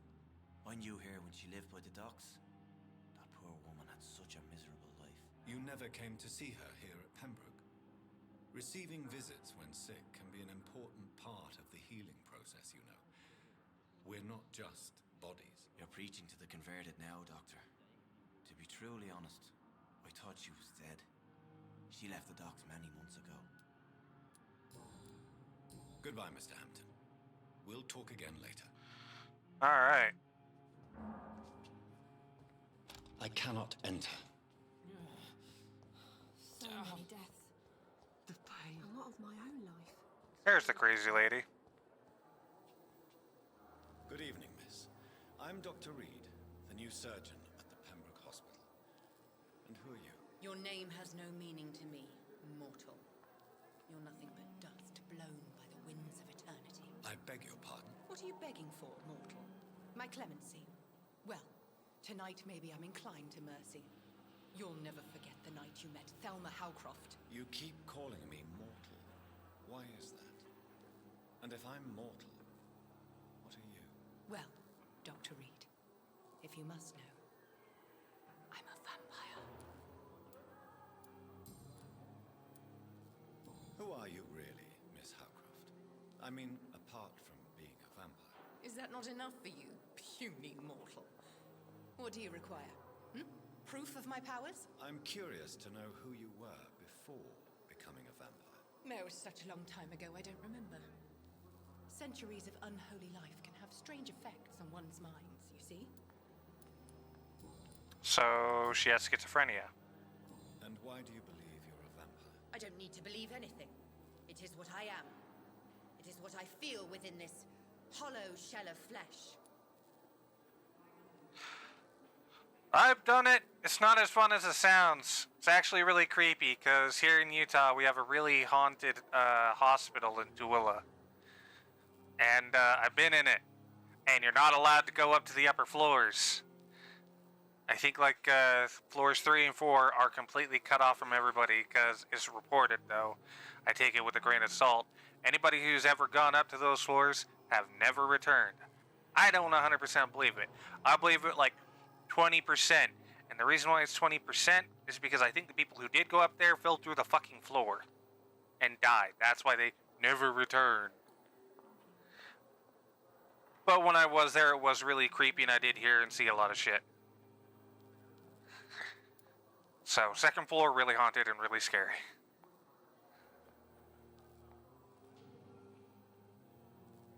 Please, describe to me how you feel. What is it like to be a vampire? I can hear my Upper floor is always the best scares. And debatable. I think basements are scarier. the last pulse of postulant blood within my drying veins. I need new blood. I see. Have you ever heard of Cotard syndrome, Miss Howcroft? Never. It's a mental illness discovered by a French neurologist named Jules Cotard. The affected patients are delusional. They believe that they are putrefying, that they are dead, a ghost or a ghoul, or in your case, a vampire. Delusional, you say? Oh, sad and petty mortal. You can't even begin to understand the concept of immortality. Sending me a lightsaber TikTok? Nice. Who am delusional? Creepy abandoned circuits in Oklahoma City. Shit was infested with spiders, which scared me more than the area itself. Yeah, no, you couldn't even get me in there then. That shit was infested with spiders. You couldn't even get me in there. One look and I'd be like, nope! I can face a lot with my fear. Like, I'm very much one that can swallow my fear in a lot of situations and can remain calm. You didn't know it was too late. I can swallow my fear with a lot of things. A lot of things actually don't scare me anymore. But the one thing that makes me turn around and run like I'm a 8-year-old little girl screaming for her mom are spiders. I really do not like spiders. Too many legs. I'm assuming you must be a patient here. Am I right, Miss Howcroft? It's only a cover. To hide from my enemies. I can leave whenever I want. There's a new DLC for Return to Moria. Spirit, fog, or bat. I haven't even gotten the other DLCs yet, so I haven't really paid much attention to it. Don't tell me they're adding Shelob to the game. Who are these enemies you mentioned? Can you describe them? I cannot say for sure. But I sense their eyes on me from nearby. I feel them watching me every time I visit the garden near the morgue. The staff here are not your enemy.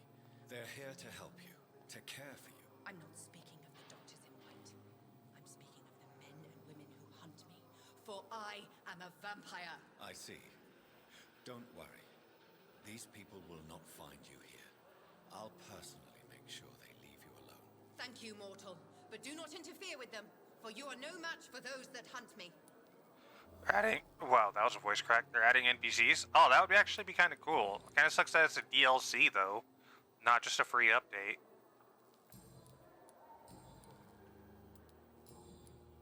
I'll leave you, Mistress of the Dark, to your nocturnal activities.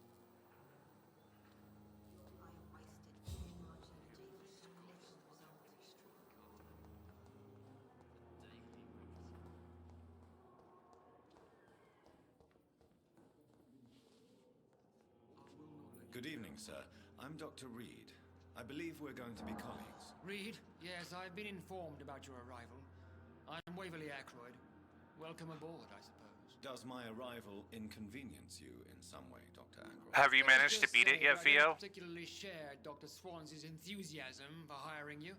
What we need here are reliable professionals, not overrated dabblers. It's in the DLC called Durin's Folk. I'll have to take a look, and I have to I'll have to re-download the game. Have you managed to beat it yet? If you have a problem with me, Dr. Ackroyd, okay. Feel free to tell me. Dr. Swansea has imposed your presence on this hospital without asking anyone's advice. The benefit of his position. Kind of want to play that again now. But I don't agree with Damn it. I know we've never met before, but I believe this hospital could use all the help it can get. You will agree with that, I'm sure. Oh, but I have heard about you, Dr. Reed. Of course, you can't say the same about me, since I have not wasted my time courting the press.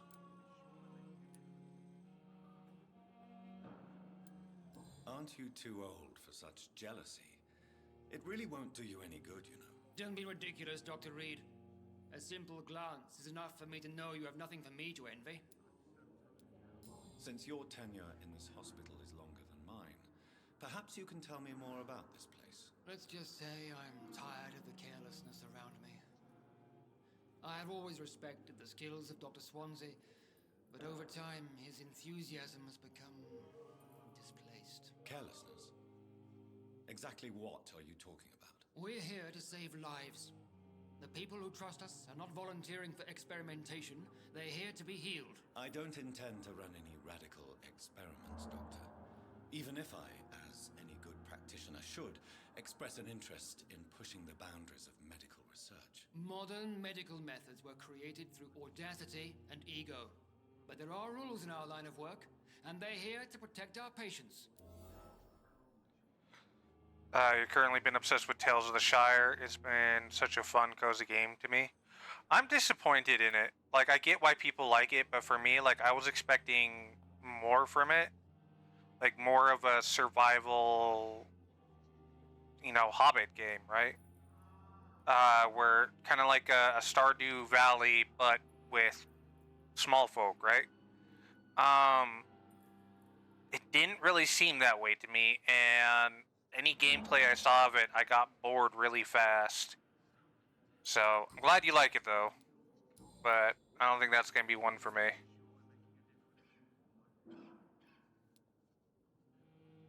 I don't know what you've heard about me, but I have already proved my value as a practitioner. I don't question your skills, Dr. Reed, but your motive.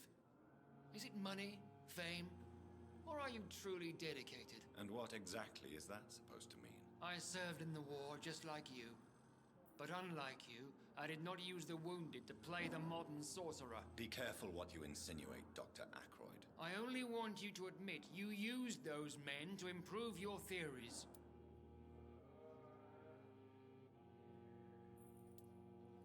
This is ridiculous. My blood transfusion technique saved many lives, and you know it. You see? That is exactly what I hate about people like you. You avoid this kind of accusation instead of facing reality. It seems you have bad memories of You've destroyed a lot of aspects too, especially the bugs in the game, but it's more fleshed out than you were expecting. War only reveals It's kind of sad that's the reality that we have expectations on how completed a game is upon release, when just not even 10 years ago, before a game was released, it had to be done. But now we're getting half-assed, partial games that get released and we're just expected to wait or pay for a DLC for shit that should have came with the game.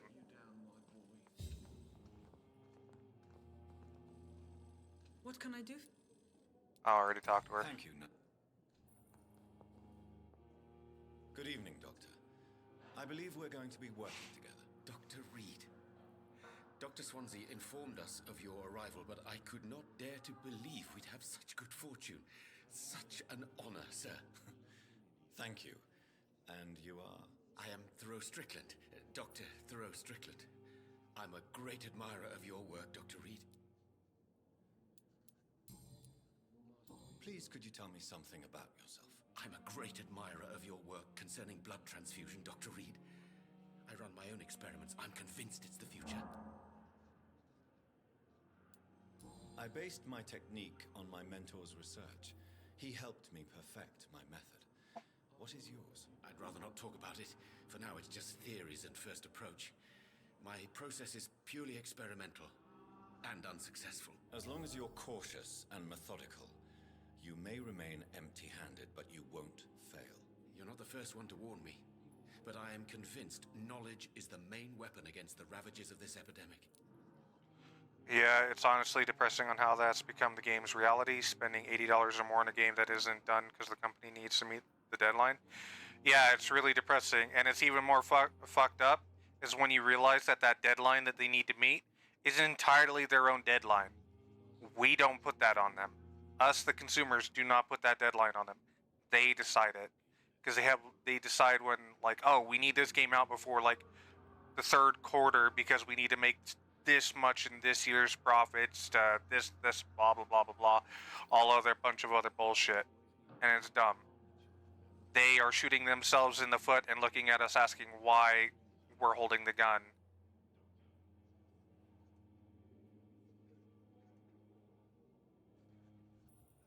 When we're not. And if they just listen to what we were saying, like, we want completed games, we don't want this bull crap, but they keep... Ugh. I could go on a tirade about this. Yeah.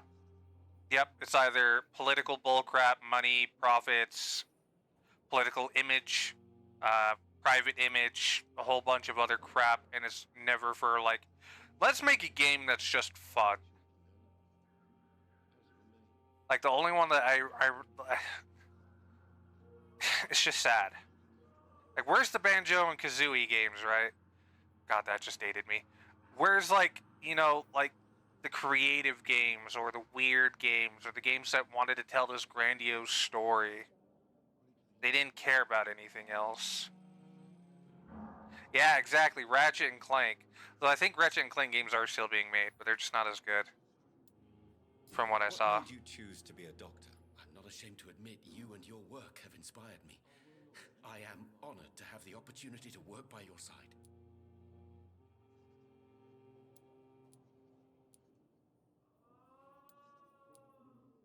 It's always a pleasure to share scientific and medical knowledge with someone eager to learn. I'll be glad to help you if I can. This epidemic may be the century's most terrible disaster, but I'm convinced that we, as doctors, are the only ones able to defeat it. Well, yeah. Goes without saying, dude. What do you think of Dr. Ackroyd's aversion to modern medical methods? It's a shame he's so narrow-minded. Dr. Swansea taught me that science is about exploring uncharted territory. I'm convinced that's true. With the influenza and all that's going on, you should put your differences aside, don't you think? Why is it so difficult to work together? I believe that if Dr. Ackroyd had been the one to discover the transfusion process, he would be the first to recommend its use. So you believe it's just a question of jealousy and pride? Dr. Ackroyd is as proud as he is blinded by his obsolete concept of medical science. All the gaming companies are turning into Bethesda with all the bugs and bullshit.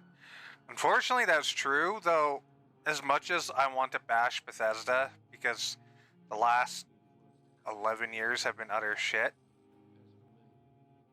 Well, no, maybe less than that, because Fallout 4 was pretty decent. Anything after Fallout 4 was crap. At least they still release a finished game. Like, Skyrim and Fallout 4 was finished. And I can't give them the full fault with Fallout's... what is it, Fallout 76, the online one, because that's actually a sub company they hired to do it. So it's not the actual main core thing. Same with ESO. ESO was a finished game though when that online game released. But Fallout 76 was not. I can't give them the full blame on that one. Yeah, tell me about it. 2015. I was there for that midnight release. I was 17, I think. 17.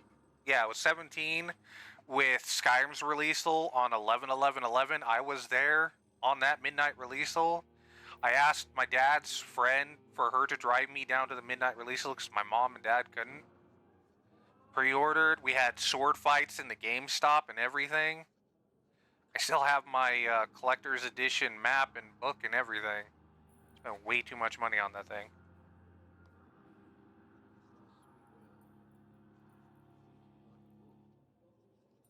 That was almost 15 years ago. God, I feel old. What can you tell me about the Pembroke? Well, it has always been an honor to work with Dr. Swansea. But with your arrival, I can't think of a better opportunity to learn about blood transfusion.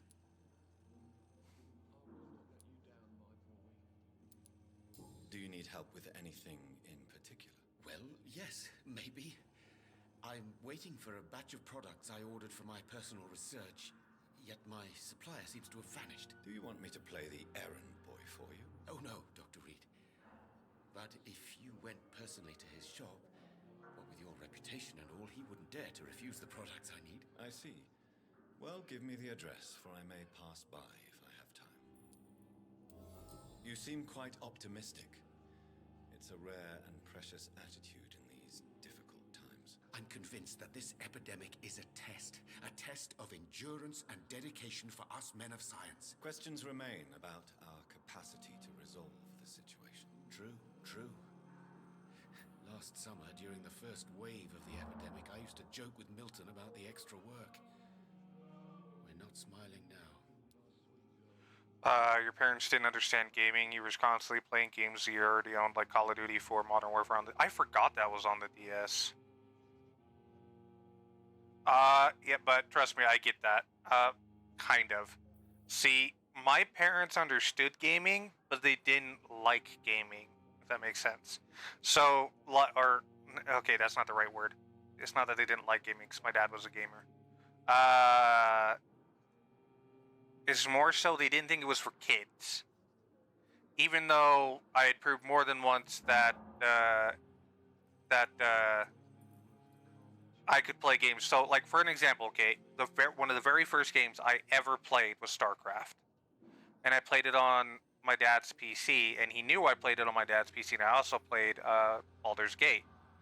Because I think I was like, yeah, it would have been 5 or 6 at the time. Because 1999, yeah, 99. So, when he got those, I played them, and I even played StarCraft with, like, when he had the LAN parties with my dad and my uncle upstairs, where we would play and battle each other and everything like that. And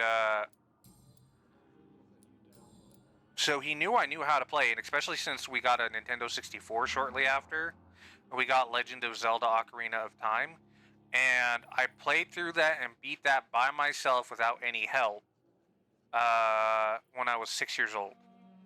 I did all the puzzles, I did all the fighting, everything. Yeah, they were.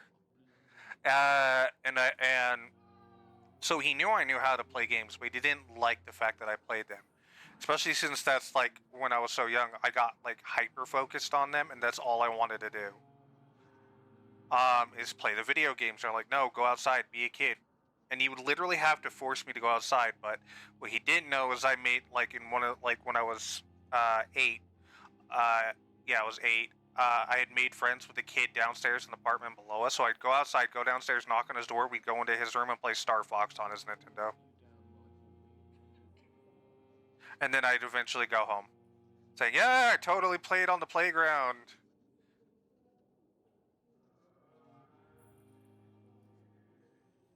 Yeah, That's actually what my parents said to me too, because if I wasn't playing video games, I had my nose in a book.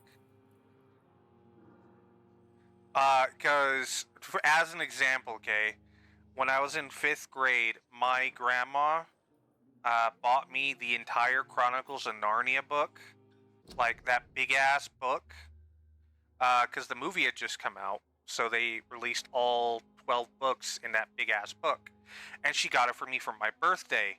I read that thing in 24 hours.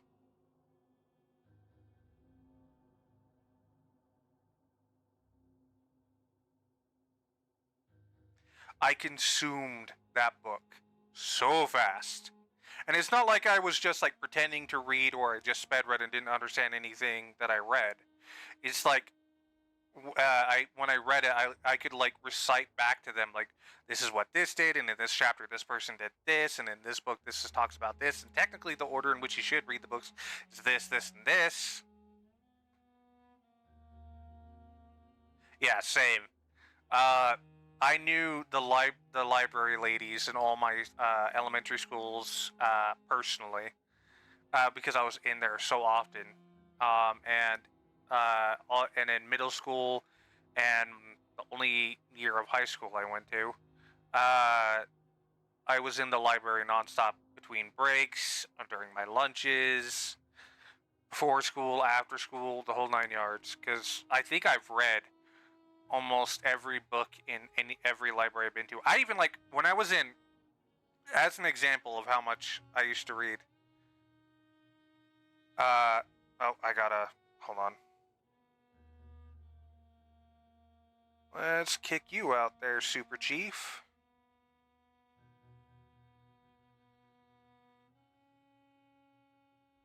Why can I not? I'm gonna have to do it from actual in-stream. There we go.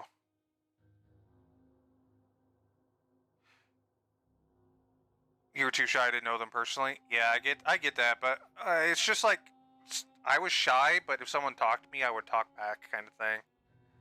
But, so, just to show, like, what I mean by consuming books, when I was in 4th grade, I was fascinated with a game called Command & Conquer Red Alert 2, and my favorite faction to play were the Soviets. Mostly because I thought the chick who gives you the mission stuff in that was really attractive. I didn't really understand that back then, but honestly, that's why. And I just really like the color red. But, no worries, Saturn, I got it, no worries. But, because I like that game so much, I found in my school library, I don't know why they had it, but I found in my school library an English to Russian dictionary and read that from front to back. I do not understand a lick of Russian. It did not comprehend. This is one of the first times I tried learning another language, other than obviously hearing like Spanish growing up, because a lot of my family is Hispanic. But for me, I can't really do languages. Like, so kind of where I started learning, like, okay, I'm lucky I know English, apparently. Because trying to speak another language is near impossible for me.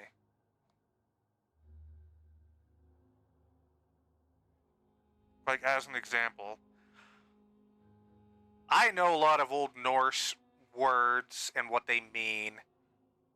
I cannot speak a lick of it. I could not form it into sentences. I do not know the syntaxes of everything. But I know the words. Used to have a Korean to English dictionary. You don't know any Korean, but you lug that thing around for a good majority of your life. Yep.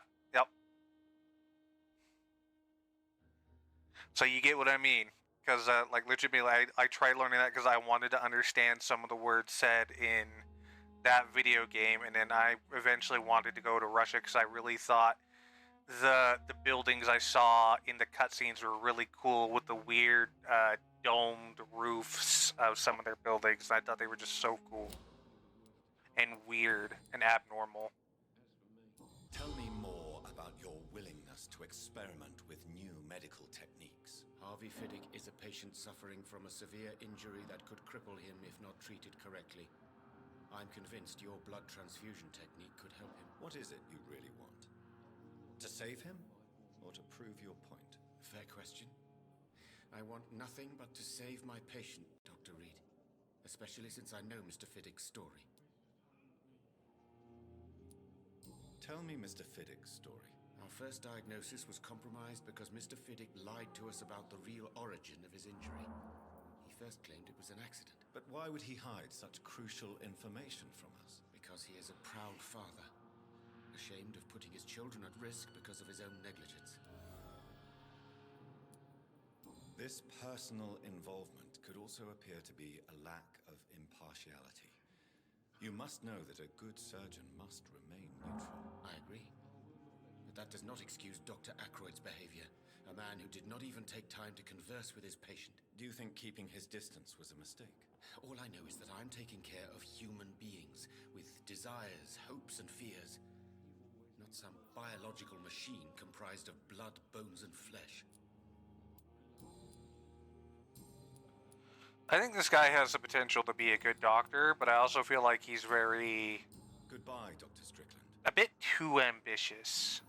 My sweet girl. Reads me like a book. Yeah, so, yeah, I talked too much about that stuff. I'm sorry. Good evening, madam. Can I help you? It's my son who needs you, sir. I'm Dr. Jonathan Reed. How can I help your son? I'm Beatrice Goswick, mother of Mortimer Goswick. Could you check on him, please, Dr. Reed? I've heard much of your talents as a physician. Another book series, if you're looking for a horror, more gore horror than anything, book series that was in my school library, my high school library, that I was honestly surprised was in there, because I think they just saw the name Darren Shan and saw Cirque du Freak and thought, oh, it's Cirque du Freak, that's for young adults, that's perfectly fine. And they never actually read the contents of the book. Darren Shan's Demonata series, give that a read. That gave me nightmares. It was fun knowing your experience weren't just me, but someone else too. Yeah, I'm very much, I get that. Yeah, they are very disturbing, to say the least. What can you tell me about yourself, Mrs. Goswick? Fair enough, fair enough. Not much to say. Just take care of my Mortimer and I'll cover all the expenses. That's all that matters. Are you really that rich? Most of the patients here are of a more humble origin, if I may say so. Yes, thanks to my husband. May he rest in peace. I can cover any needed medical expenses. May I ask if you have an occupation, Mrs. Goswick? I'm a teacher by profession. I teach young women who are more ambitious about their futures than their families. Early feminist. What do you think of your reception here? Any complaints? I have had the uttermost reservations about this hospital since we arrived. But we had no other choice, considering the state of emergency. Is there something in particular that's bothering you? Some of the staff were not especially welcoming. I suspect they're not accustomed to dealing with patients of such social standing. Tell me more about your arrival at the Pembroke Hospital. What gave you such a bad first impression? The ambulance driver was quite rude, for a start. And that nurse, Miss Hawkins, seems to have quite a dubious attitude. What do you mean? She managed to secure a bed for my son despite the epidemic. It was a relief, but it wasn't cheap. She charged you for a bed? Yes, and I paid without question, considering the urgency of the situation. I share your concern, Mrs. Goswick. Be sure that I'll talk to the people involved. I don't expect compensation, Dr. Reed. But I'm aware such behavior would not be tolerated in other hospitals.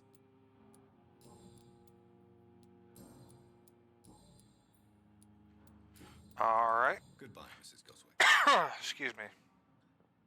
Reads me like a book. Good evening. I'm Dr. Reed. Can I help at all? Another good book by him, Darren Shan, is also The Executioner's Son.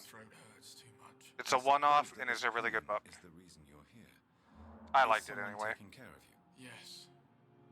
And no. Could you at least tell me your name, sir? Mortimer. Mortimer Goswick. Why did your mother have you hospitalized here? She seems convinced this is a bad hospital. My mother just wants the best for me. She won't rest while I'm here. She'd go all the way to hell and back to help me. Pembroke Hospital may look unorthodox, but rest assured you're in good hands here. It's not me you have to convince, Dr. Reed. It's my mother. Is your mother bothering you? As your doctor, I can ask her to leave you alone if you would prefer. That's tempting, Doctor. But you have no idea what my mother is capable of. She would tie herself to my bed if you asked her to leave. How painful is your throat, Mr. Goswick? So painful I'd rather not talk at all, Doctor. I'm sure you realize a doctor and his patient have to communicate, sir. Would it help if I gave you some paper and a pen? Not really. I see. Then maybe it's not just your throat that hurts, Mr. Goswick. Perhaps your sore throat is just the consequence of something more hurtful. Yes, maybe. But I don't want to talk or even write about it now.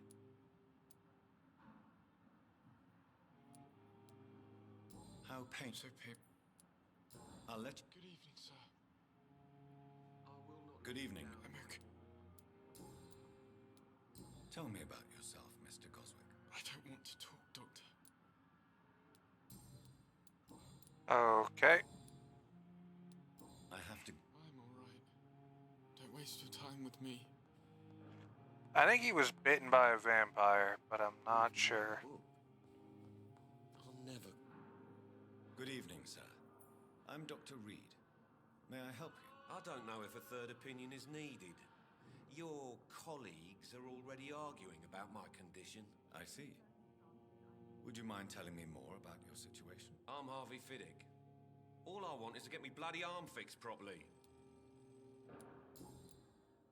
Tell me about yourself, Mr. Fiddick. I'm just a regular guy waiting to get his arm fixed, so I can return to work and to my family. I was more curious about what you were doing before being hospitalized. I'm a carpenter, and a good one too. But that means I need both arms to feed my family, Dr. Reed. Tell me about the doctors who are arguing about your case. Strickland and Aykroyd. They both want the best for me, but there's a lot of pride there. Doctors are no different from carpenters, it seems. What do you mean? I often had professional arguments with rivals on a building site. Difference is I disagreed about wooden nails, not flesh and bones. Are you satisfied with your treatment here? Well, it's clear that I've chosen a bad time to be injured. Forgive my bluntness, but you seem overwhelmed by cases of the flu. I won't lie to you about it. I'm afraid we are. Are you sure you don't want to operate yourself, Dr. Reed? I have the feeling you're very capable, and your colleagues seem to think so too. In other circumstances, you would be right. But for now, I don't think I can take on the responsibility. My apologies. Tell me about your injury, Harvey. Why do you feel so guilty about it? My wife died because of me. And now I may lose everything because I've been careless enough to hurt myself. What an arsehole. How could your job be responsible for your wife's death? I was working a double. She went out to bring me a hot meal and got caught in a German bomb raid. You can't hold yourself responsible for your injury, Mr. Fiddick. Unless you tried to hurt yourself. Of course I didn't hurt myself. But I can't work until my arm is fixed. My children need to eat, Doctor. So this guy has survivor's guilt and trauma of his wife being bombed to death in a German bombing raid. Even though that was not his fault because he was trying to provide for his family and his wife just wanted to do something nice and he blames himself. Tell me more about the death of your wife, 1915. I was in the army, building workshops for the Royal Flying Corps. Helen was happy I wasn't sent to the front. What happened? The Germans sent Zeppelins to bomb the construction site, but they missed their target. My wife was bringing my dinner when the bombs fell. I'm sorry for your loss. So many died during the bombings. I served in France and witnessed the carnage there. I would like to say that she didn't suffer. Truth is, I have no idea. I just know that I'm all that me kids have. Poor little bleeders. How are your children after losing their mother? They were smaller then. The only good thing about this is my Helen didn't bring them with her that night.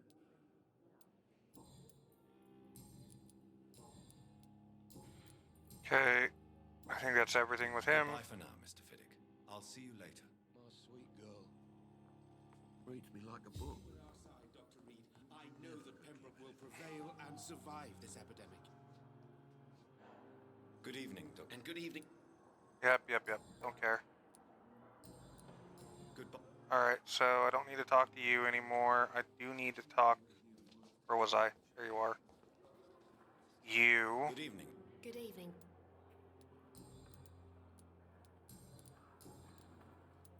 I thought I got a hint that she is an asshole.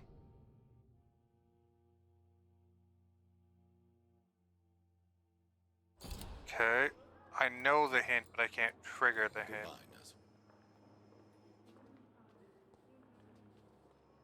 I'm quite busy.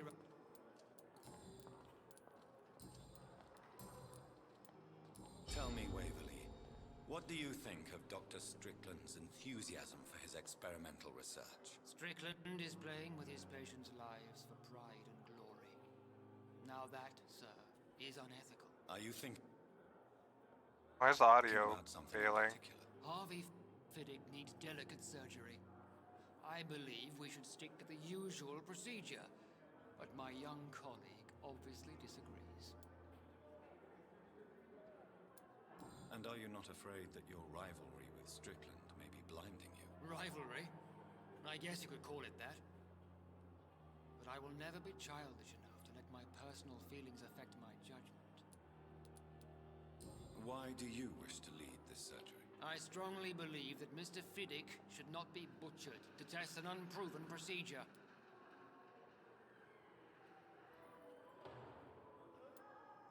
If you are going to lead this surgery, I'm trusting you to assume the consequences of your actions, whatever the result. I'm not the kind of man who runs away from his responsibilities, Dr. Reed. There is no need for you to be looking over my shoulder. Thank you. Alright, let's continue exploring. More people to talk to and all that.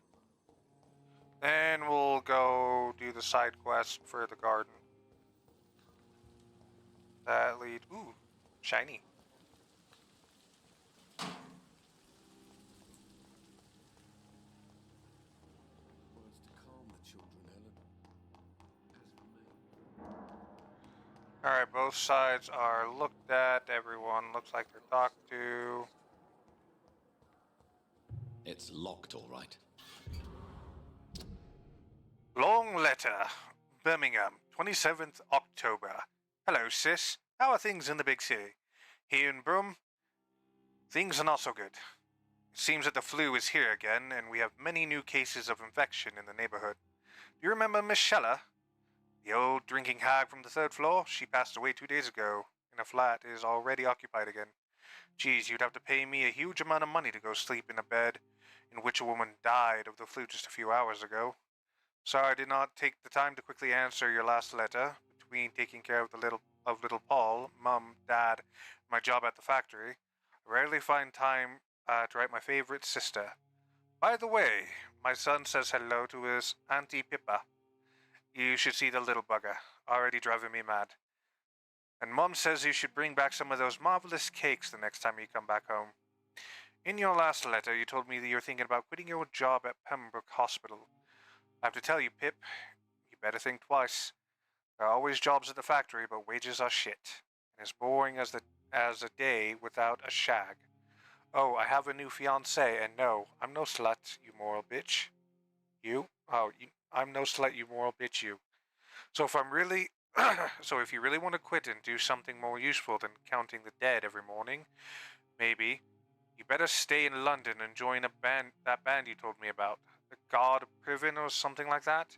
Never heard of them, but if they are like what you said, some sort of civil militia trying to make a difference, then maybe it's a good choice for you. Just be sure to let others go in front. That's how my poor Bill got killed in France. By leading too many patrols. Bloody war. Anyway, come back as soon as you can and give me all the good news before that. I am your affectionate sister, Lucy, Paul, Mum, and Dad. Yes, I know that my accent is shit. But I'm trying.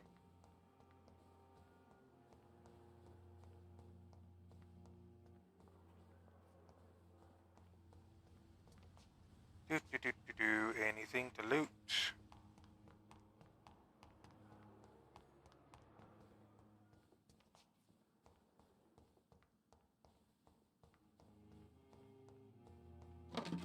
Yoink.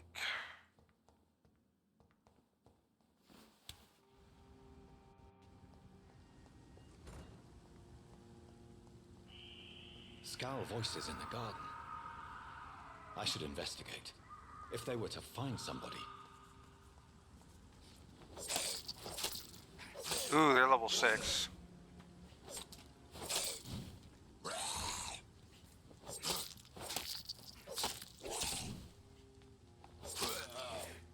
Ooh, they hurt.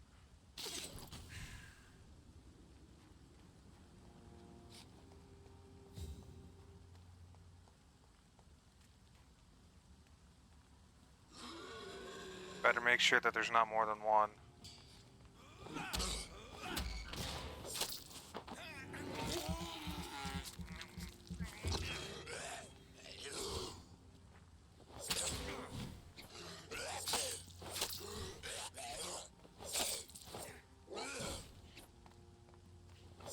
You fool, I play Dark Souls for fun.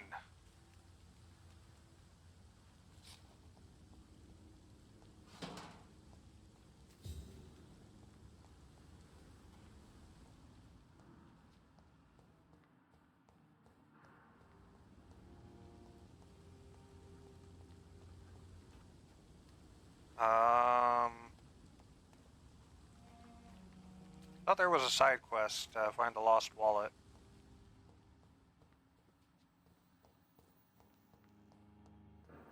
Alright, nothing here. Nothing there.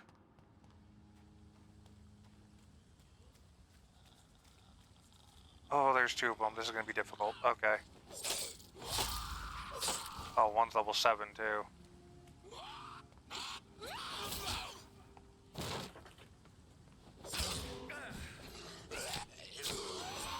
Oh, fuck you.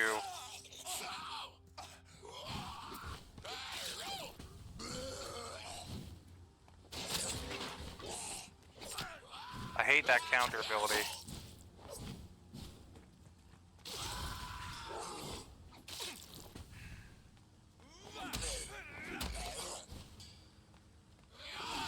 Oh, fuck you. Take a lance, you asshole.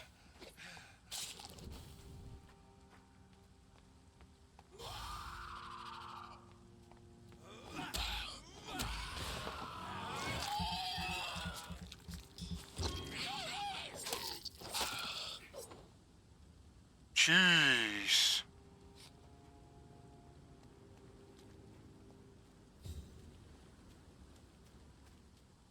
I'm muted. No, I'm not muted.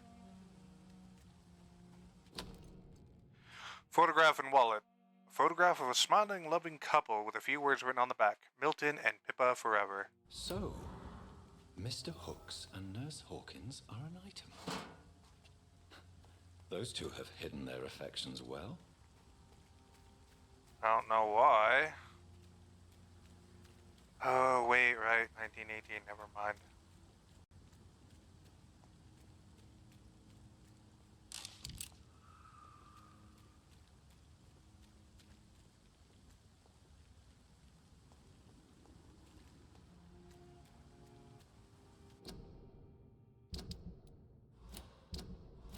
pressing the wrong fucking button.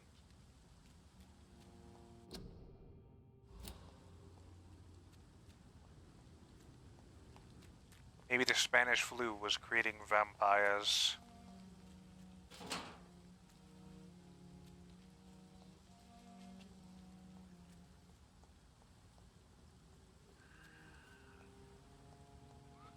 I hear the sound of another one of those, what they call them, skulls? But I doth not see them.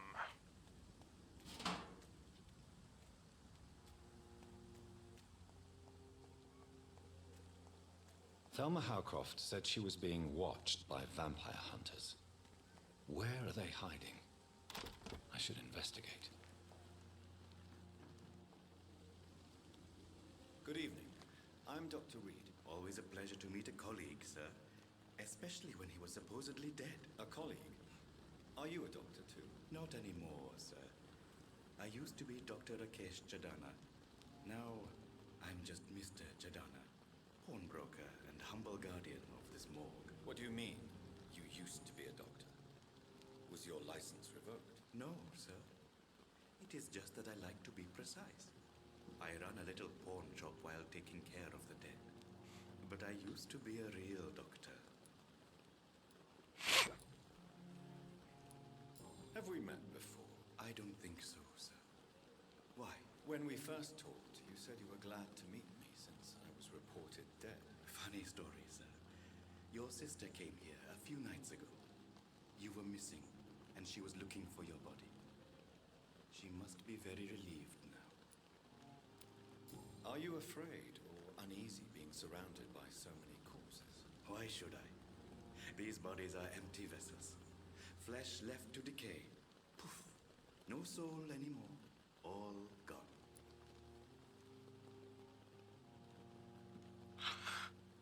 You just listened to a TikTok that has a good question. It goes like, if you smell your own fart, does that mean your fart that left your body is now back inside your body? Technically no.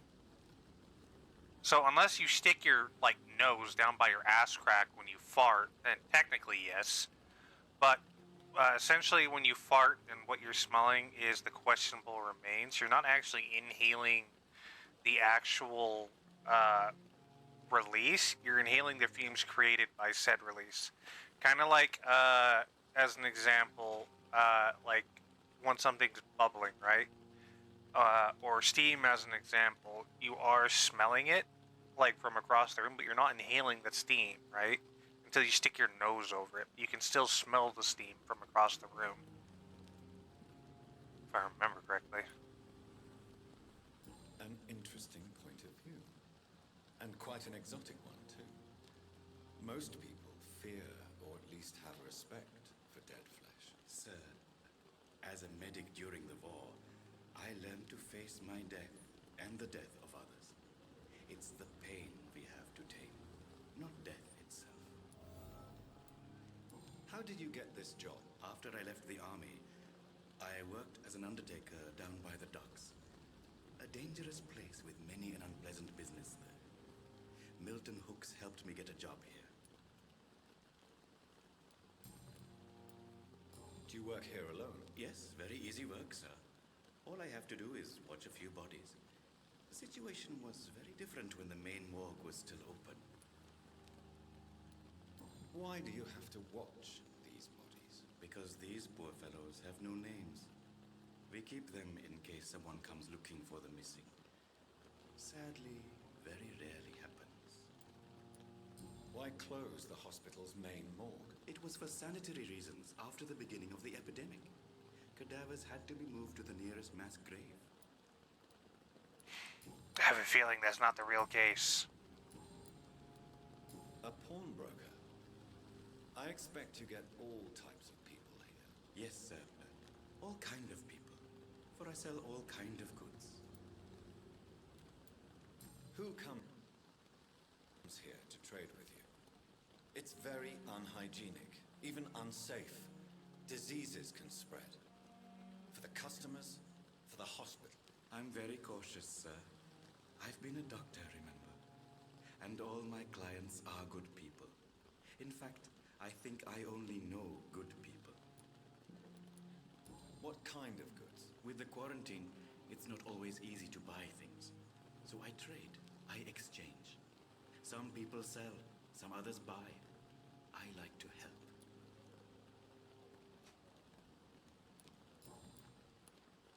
Since you're not afraid of dying, do you believe in life after death, Rakesh? No. I believe we must do all the good we can while alive. For our time is short, and the obstacles are endless. Do you think you would enjoy immortality as a concept? I don't think so. Don't mistake me. I love life, and I'd like to live a long life. But everything has to decay, sir. Even goodwill. Do you really believe goodwill cannot last? As I said, sir, everything decays. If I was to never die, goodness, I would be bored or worse. And I like to be helpful, sir. Quite depressing, wouldn't you say? Yes, but the good news is... You're posting a horror movie themed cup in the memes. Nice, nice. Humanity, sir. So you're ready to die? No, I am not. I don't fear death, for I won't see it. What troubles me is the pain my death will inflict to those I know. You're a wise man, Mr. Chidana. No, Dr. Reed. I am a foolish man. But I like to think otherwise.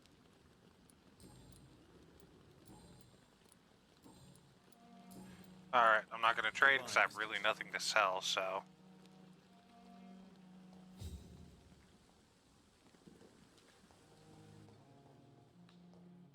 Alright, I need to find Milton. Good old Milty. Little Milton. Good evening, Milton. Good evening, Doctor. Still trying to save lives? I have some good news, Milton. What? The epidemic's over? I retrieved your wallet with all the money and a certain picture. Well, yeah, Pippa Hawkins is my girl. So what? Is it the difference of skin colour that bothers you? Not at all, Milton. Good. Please, take this money anyway. To remind you to keep your mouth shut. Not everybody is as broad-minded as you, Dr. Reed. What's going on between you and Nurse Hawkins? Pippa's tired. Tired of all this shit. Tired of all those corpses piling up. She's as depressed as I am. During the war, I witnessed a few couples just like you come together in difficult circumstances. It can be very damaging. Maybe you're right. But we support each other. And that's all that matters. You do realize you could both get fired. Hospital staff are not meant to have intimate relationships with one another. Come on, Dr. Reed. Do you know how many rules are broken in this hospital every day just to keep it running? There's nothing wrong with what we're doing. I agree, there is nothing wrong with what you're doing. Just quit being an asshole. Goodbye, Milton. Like, I get you're depressed and everything, and hope seems gone. It doesn't mean you need to be a dick about it. About the use of garlic and wooden steaks, I'm not going to do my accent. Dear brothers, I must now draw your attention to a very important point. The use of garlic as a protection against vampires. Let's be crystal clear on the subject. Garlic will never protect you against those creatures, no matter how fresh, how strong, how smelly. Garlic is totally useless as a defense. I can never say enough how damaging that novel of Bram Stoker has been. Yes, of course, population of Slavic countries place garlic cloves in coffins. Yes, of course, inhabitants of Santorini Island hang garlic on their windows. There would be so much more to write about this place, and someday soon I hope to go back to this island to further explore its occult tradition. But that is not to protect the living from the devil. It is to tell the dead that they are aware of their malevolence. It is a symbol, nothing more, nothing less. So please, by all means, yes, wear garlic, show garlic, hang garlic, and tell the shadows that you are not afraid. But if you are looking for supernatural protection, you will have to search much deeper into forgotten secrets of the occult tradition. For there is the truth, my fellow brothers. Garlic does not repel vampire, but all the fresh plants will hurt them. will hurt them. It is as if their body could not stand the presence of botanical elements. I have seen an arranged Volp flee when whacked with a rose. Yes, a simple rose. I have witnessed a violent Econ, I don't know, fall down and beg for mercy when struck by a wooden stake. I don't know why it's so effective, and I would give my left arm to find an answer to this mystery. But the truth remains, nevertheless, vampires are very sensitive to fresh herbs, plants, and woods. From Facing the Shadows, How and Why by Usher Taltree, Primate, I don't know, of St. Paul. Cool.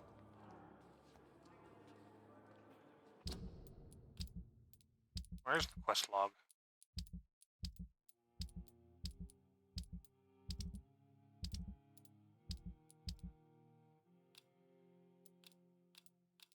How the hell do you remove markers? Oh, F. So, she said she saw being spied on, and we heard him talk about that out here. I'm thinking it's this. I'm sorry you ended up on my plain and cold medical bench. Why did I see shiny?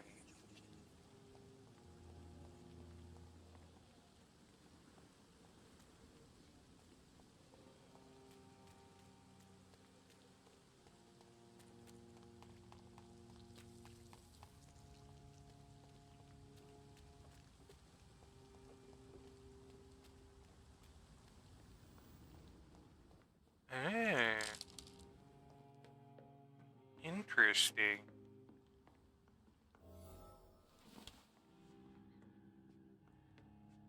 Hey guys, who you looking at?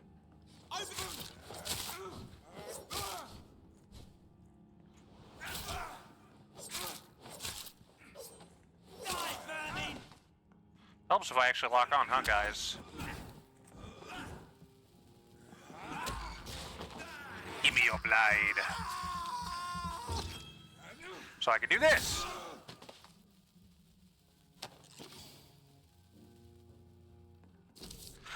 Survey mission, 25th October, from Guard Prewen Command Post to East End Patrols. Object, vampire activity, hospital, survey, investigate. 3 days ago, one of our new recruits heard a rumor about the presence of a female vampire hiding in Pembroke Hospital, London East End. All we have is her first name, Thelma. Your mission is to discreetly go there and observe any suspicious activity concerning said leech. Then report directly back to us and we will decide what action should be taken. Alright, so she's not totally crazy. She's still crazy, but not totally crazy. Anything else to loot? Does not look like it. Now we can go talk to Thelma and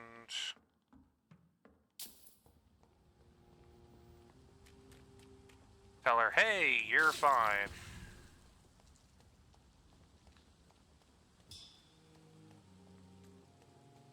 I must not have enough blood to do it.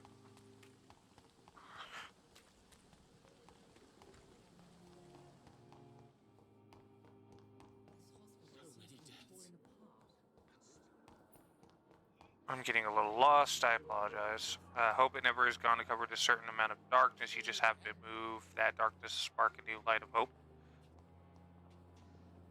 Yep. Good evening, Nurse Hawkins. Good evening, Doc.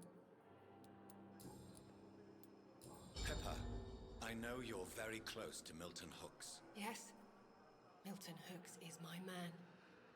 If you want to report me for that, just feel free, Doctor. I have no intention of reporting you, Nurse Hawkins, but are you aware of the risks? The rules say I won't be allowed to work as a nurse anymore. But here at the Pembroke, we break rules all the time. Is he worth the risk? Hey. You learned a little bit from the Blue Lantern Corps. Fair enough. Milton is not the finest bloke, but we do our best to get by. That's all any of us can hope for nowadays. Pepper, are you sure you want to leave this hospital? To become a nurse was a little girl's dream. But in the end, I don't feel that useful. want more. I want to make things change.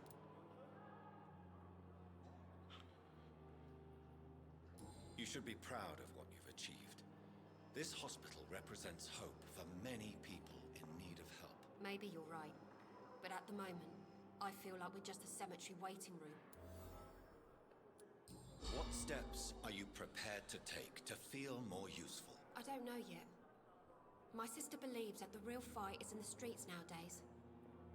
Maybe she's right. Maybe this is what I must do.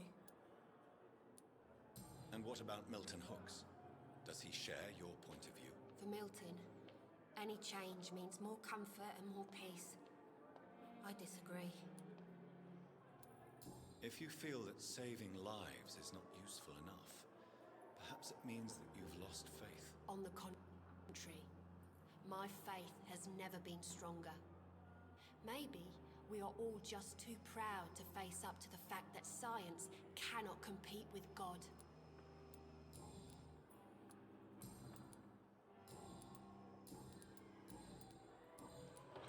Goodbye, Nestle. Alright, so she's lost a lot of faith and thinks she needs to do more. I can understand that. Good evening, Miss Howard. She has a good heart at the core. I need blood, Doctor. Warm, rich, vibrant blood. Tell me, Thelma, what do you really know about vampires? I saw one and he saw me. I watched him hunt and kill. I saw his terrible wounds heal as his victim died. And then I knew I was saved. You mean you actually saw a vampire? Here in London? Yes. And it has been the answer to my pain. I must drink and kill to regenerate my decaying body. I am a vampire too. You have no idea what problems your claim could cause if heard by the wrong people, Miss Howcroft. You must stop this nonsense now.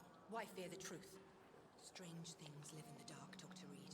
Strange and ancient beings that were here before this island even had a name. I don't know, maybe I should just eat her. Mistress of the dark, to your nocturnal activities.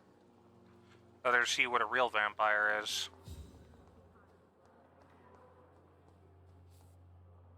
Good evening. Evening.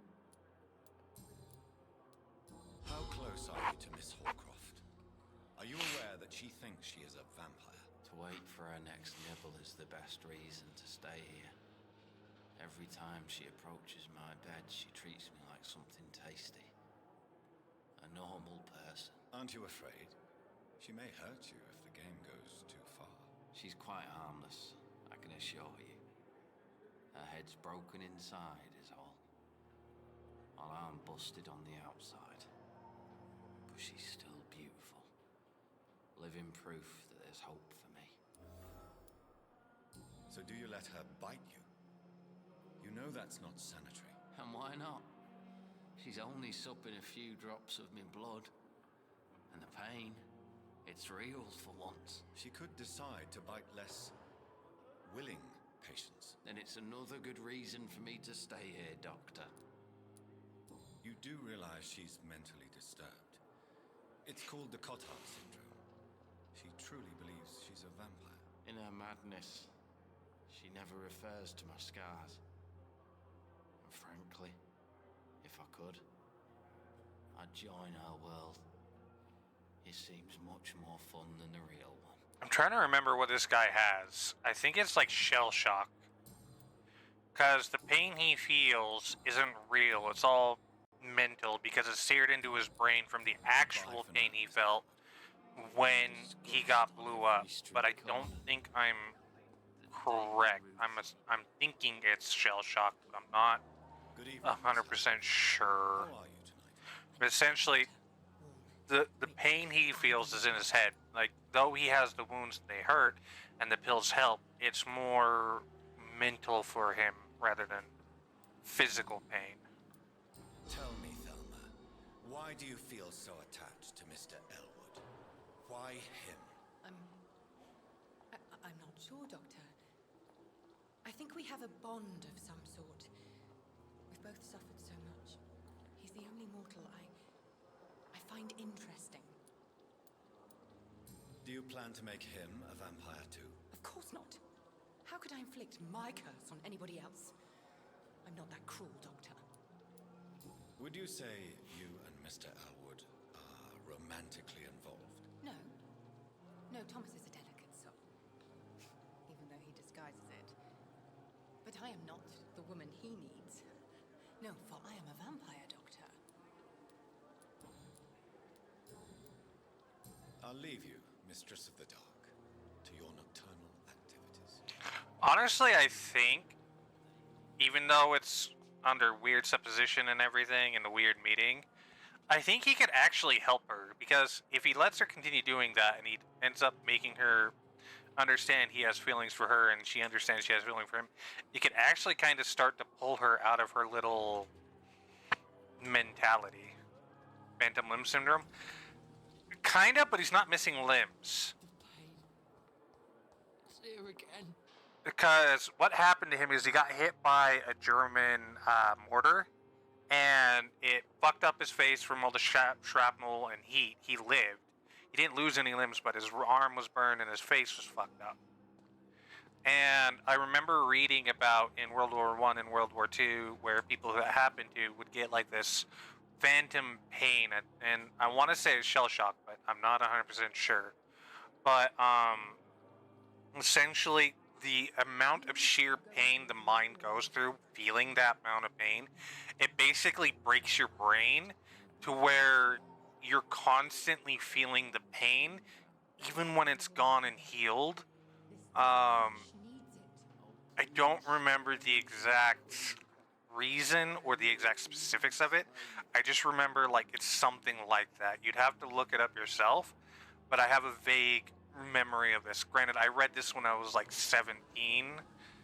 Actually, I might have been younger because it was in one of my grandpa's medical things that he had, one of his medical books. I think I might have actually been around 15. A long time ago, needless to say. So I'm trying to recall on memories that I have very little memory of. Speaking of which, I'll be right back. I gotta run to the bathroom. Bio break.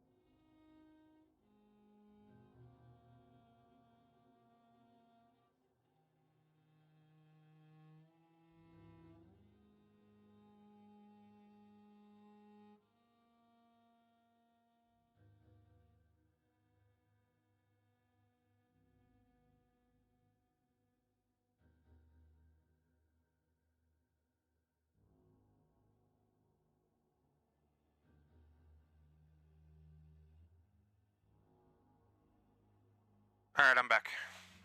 Sorry about that. I was starting to get a little jumpy with how bad I needed to use the bathroom, so.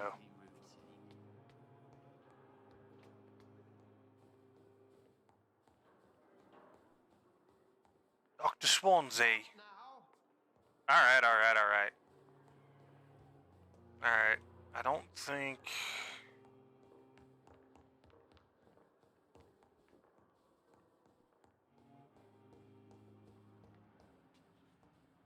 Ooh, hacksaw.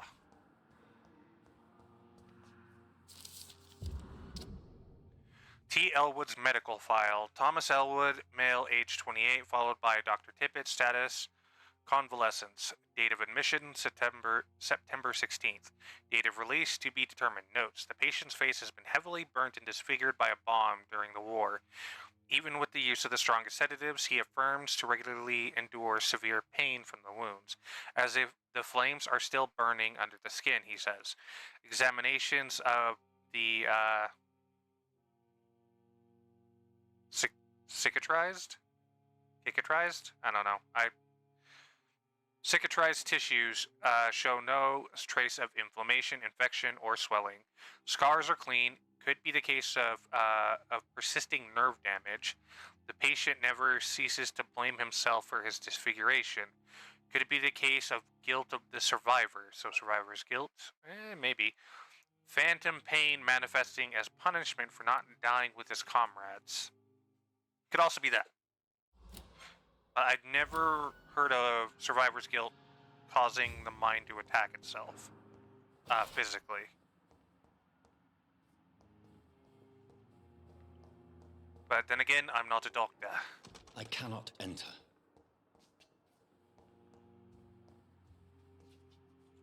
It's locked.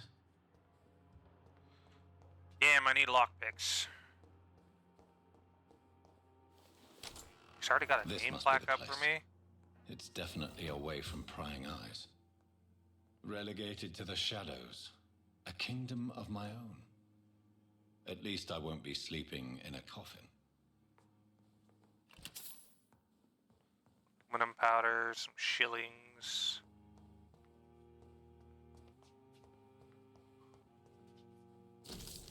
Articles on Econs. I don't know. It is a rare opportunity and almost a privilege to approach a vampire to observe their most intriguing physical and psychological traits with a scientific and rational eye. Here are some of the most fascinating abilities I've personally observed over the last 10 years while interviewing a few vampires, or econ, as they prefer to call themselves. Supernatural speed. A vampire can act and move like a mortal in all actions, but the trained eye will spot they have the keenest senses and can react quicker than any mortal. On a few occasions, alarm, surprise, necessity to flee, I have seen a vampire move so quickly it is almost as if he vanished just to reappear somewhere else. The human eye cannot follow their movement when they act so quickly, but it is not a teleport or dematerialization. It is only supernatural speed. For me, it is a cat-like attribute which allows them to run, dodge, or jump longer and faster than us. I also noticed that such speed seems to exhaust them, and that they are bound to physical limitations. Mesmerism. One of the most powerful abilities a vampire can deploy is the capacity to force a mortal to obey them. I call this trait mesmerism, but it has nothing to do with the mortal ability to alter the subject's mental state. The vampire can bend the mortal to their will, and they can even break a mind. A vampire I interviewed even told me the more a subject tries to resist, the more permanent the damage will be, as if the vampire could literally fracture their target's psyche. The same vampire explained to me that this ability required time to master, and that the result could vary widely from subject to another. Implant a false memory, erase a painful one. The possibilities are endless and frightening. Ooh, maybe I can use my mesmerism to force her to stop pretending to be a vampire? I don't know. We could try it out. Blood awareness. This may be the most catastrophic ability of all. concerning vampires, since it is the cause of so many tragedies for them and us. Vampires crave for blood. They must use their will to restrain themselves from frenzied drinking every drop of blood they can see. They need blood to function and to express their full supernatural traits. A famished vampire can be very weak, even if he cannot die of hunger or thirst.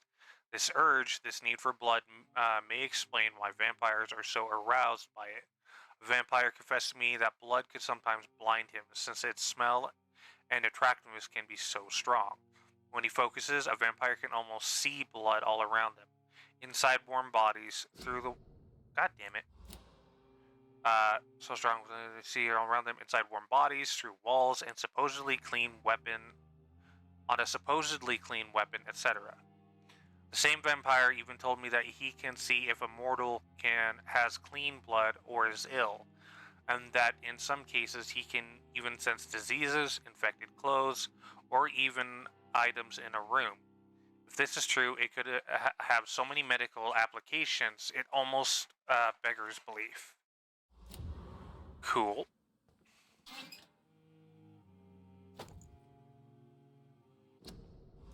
Why am I stuck?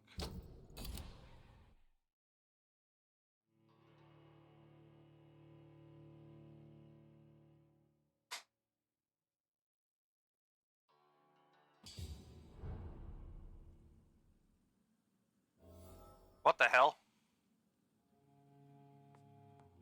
Why do I all of a sudden have a bowler hat?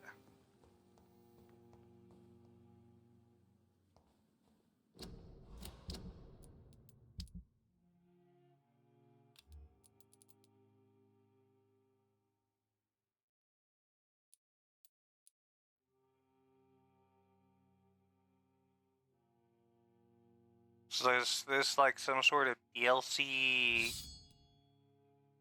thing I didn't know about?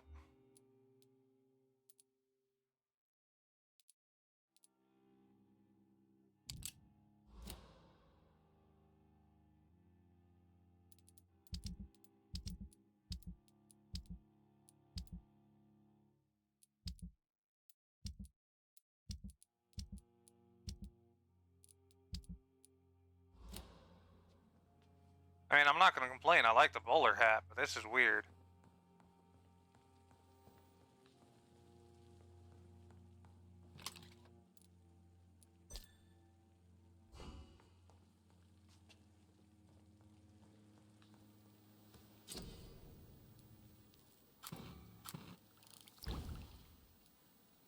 Light regeneration serum? Okay.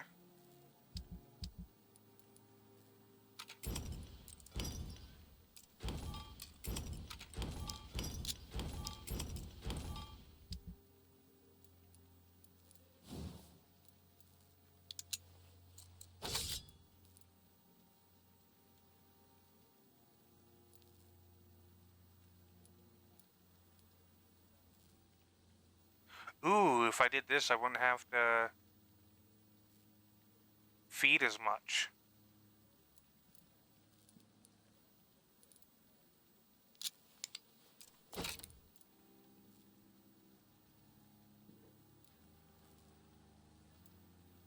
Cool.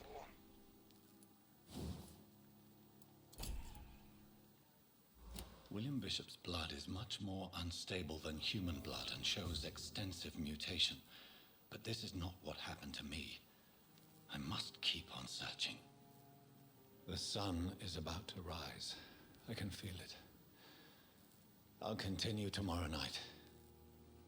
I have so much time now.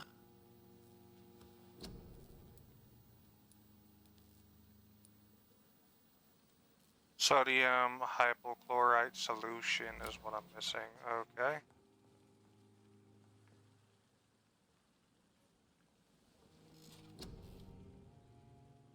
Is blue instead of red? Okay. Well, first off, I need more health. And obviously more endurance.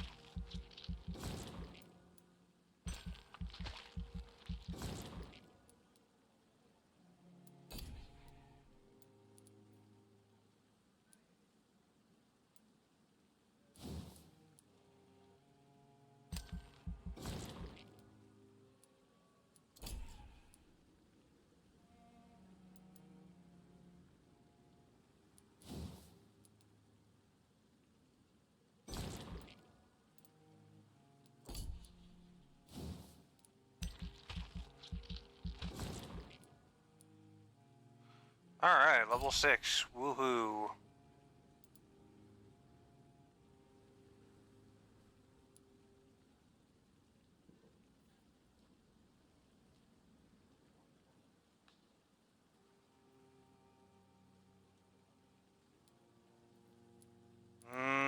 Tactical abilities look really good, so I think I'm gonna have to invest in those next.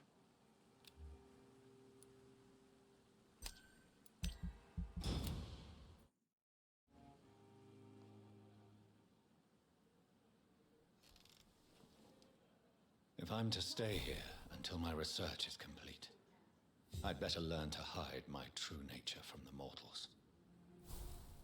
But what about my thirst for blood?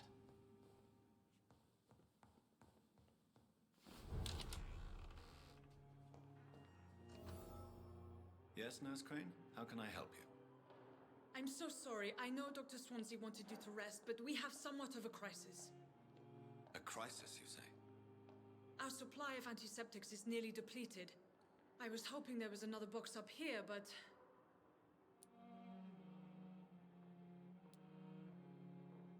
What type of hospital are you running? No antiseptics? You have been away too long, Doctor. With the war and now this epidemic, supplies have been running scarce for months now. I may have a solution. In France, during the war, drugs shortage was a daily problem, and we had to use our wits to overcome the shortages. However do you mean? If combined correctly, certain household chemical products can be used in a pinch instead. Now, where's the hospital storeroom? The storeroom? Fat chance. This is the Pembroke, and space is luxury we don't have. Everything used to be stored in the old morgue. Perhaps I should look there first. Where is this morgue? It's the large building behind the hospital. You'll need to go in the back door because it's been sealed off for sanitary reasons. Take this key. It opens a small back entrance at the end of a narrow street. The abandoned morgue behind the hospital. A small door at the end of a narrow street. On my way then. Thank you, nurse. Yes, Doc? Exactly how bad is... It really depends. Please, could you point me in the... It's the large... Why then do you... At the Pembroke... Your dedication to the... We staff get our sleep when we can, Doc. Lack of sleep and the medical profession. London's trenches start here at... That's all. Alright, so we're not going to get much from her, but it does look like this is a new outfit, so... It's locked, all right.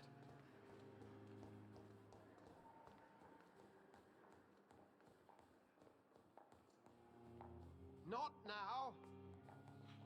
Yeah. I never really finished exploring this place, did I? I don't think there's much to explore. If I'm being perfectly honest. I like the bowler hat, though. Makes me feel suave and sophisticated.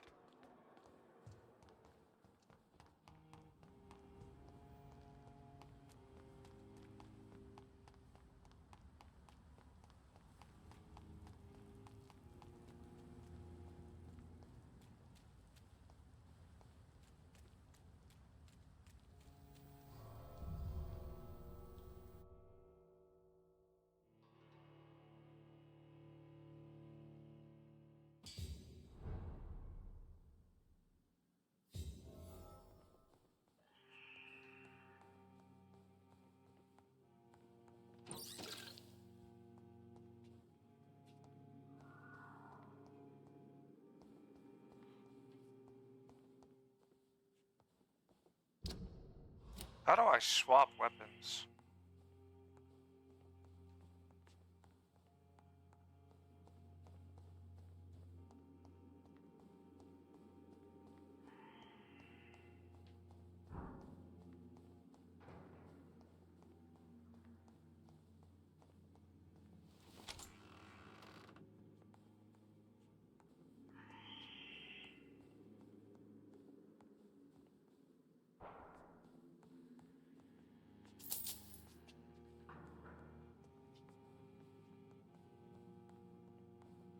This isn't creepy at all. It's locked.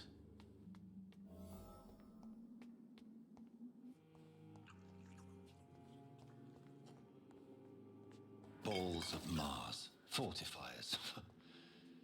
As popular as they are ineffective. But they do contain iron tartrate, and that might prove itself useful.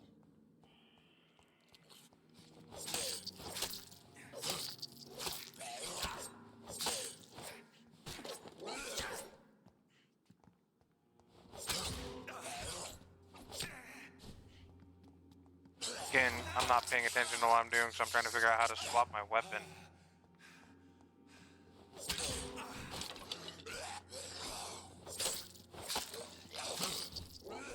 Behavior is similar to the infected William Bishop. Must be the same strain. This sickness moves faster than influenza.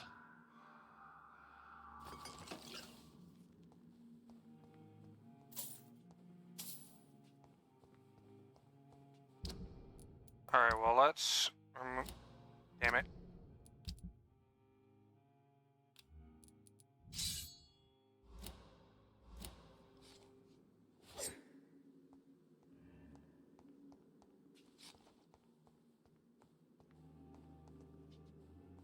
How's everybody in chat doing, though?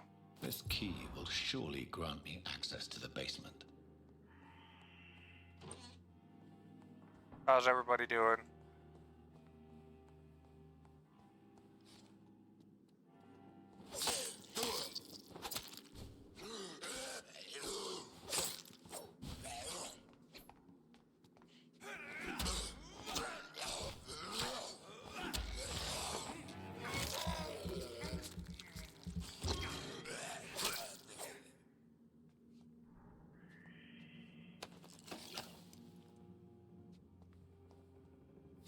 Poor bastard.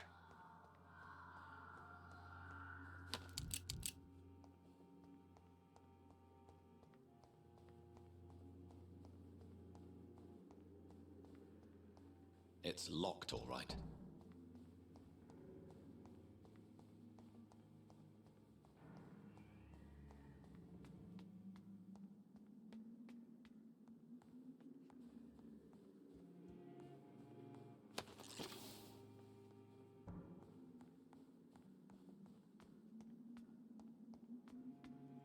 Alright, let's head down.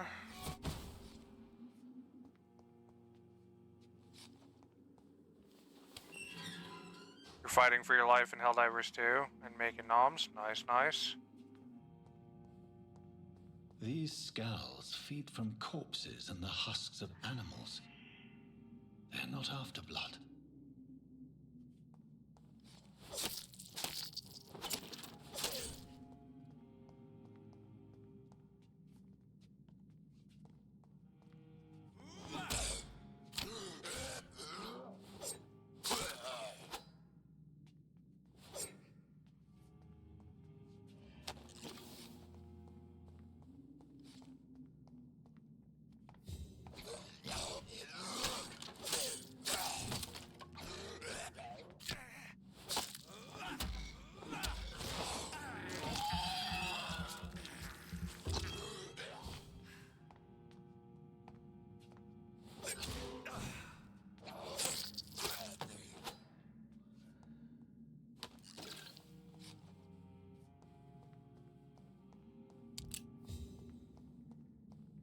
Okay.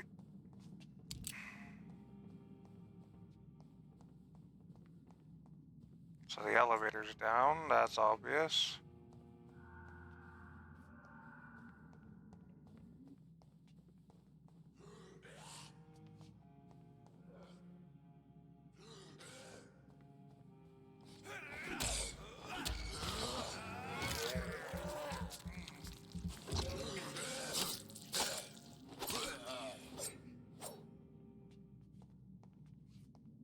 I'm actually really liking this sword. And I think what I thought was giving me blood, it might also be healing me.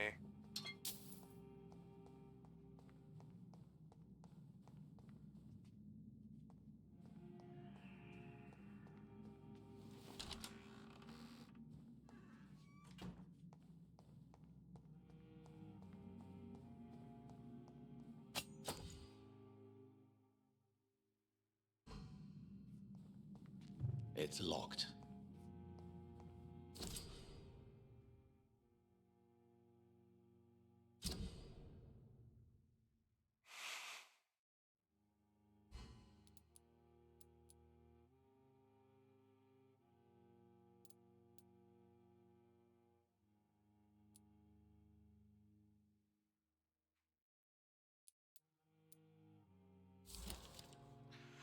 Let's see. Death report. Office of Pembroke Hospital Medical Examiner. Report of investigation.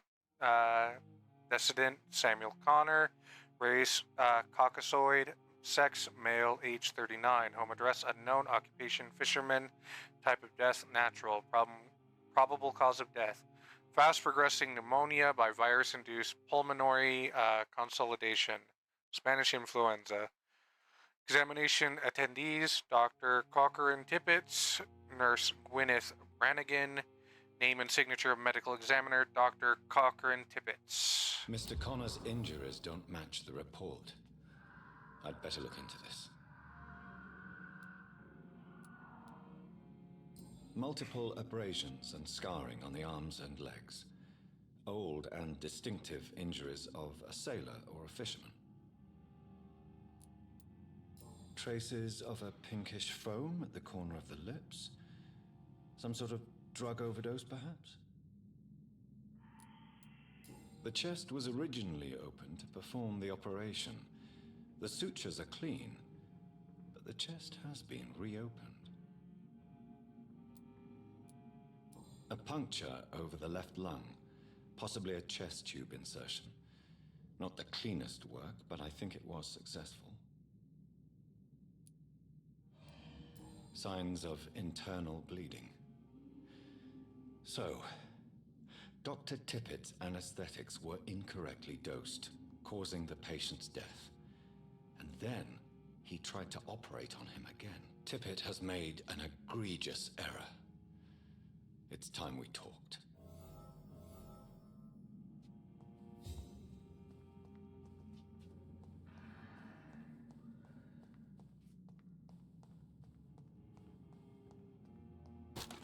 Uh-oh.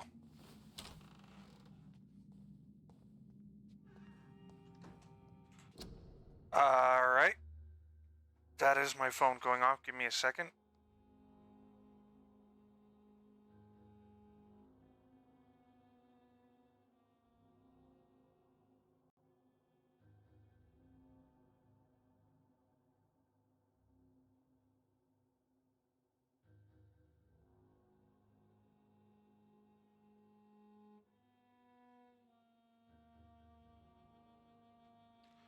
Alright guys, I'm going to have to actually end the stream here for now. I just got a phone call that I have to finish taking, and it's important. I don't know how long it'll take, and I have some things I have to do with it, so. Oh, Bubbles and Pickles are playing Faz, so we'll just raid over to them.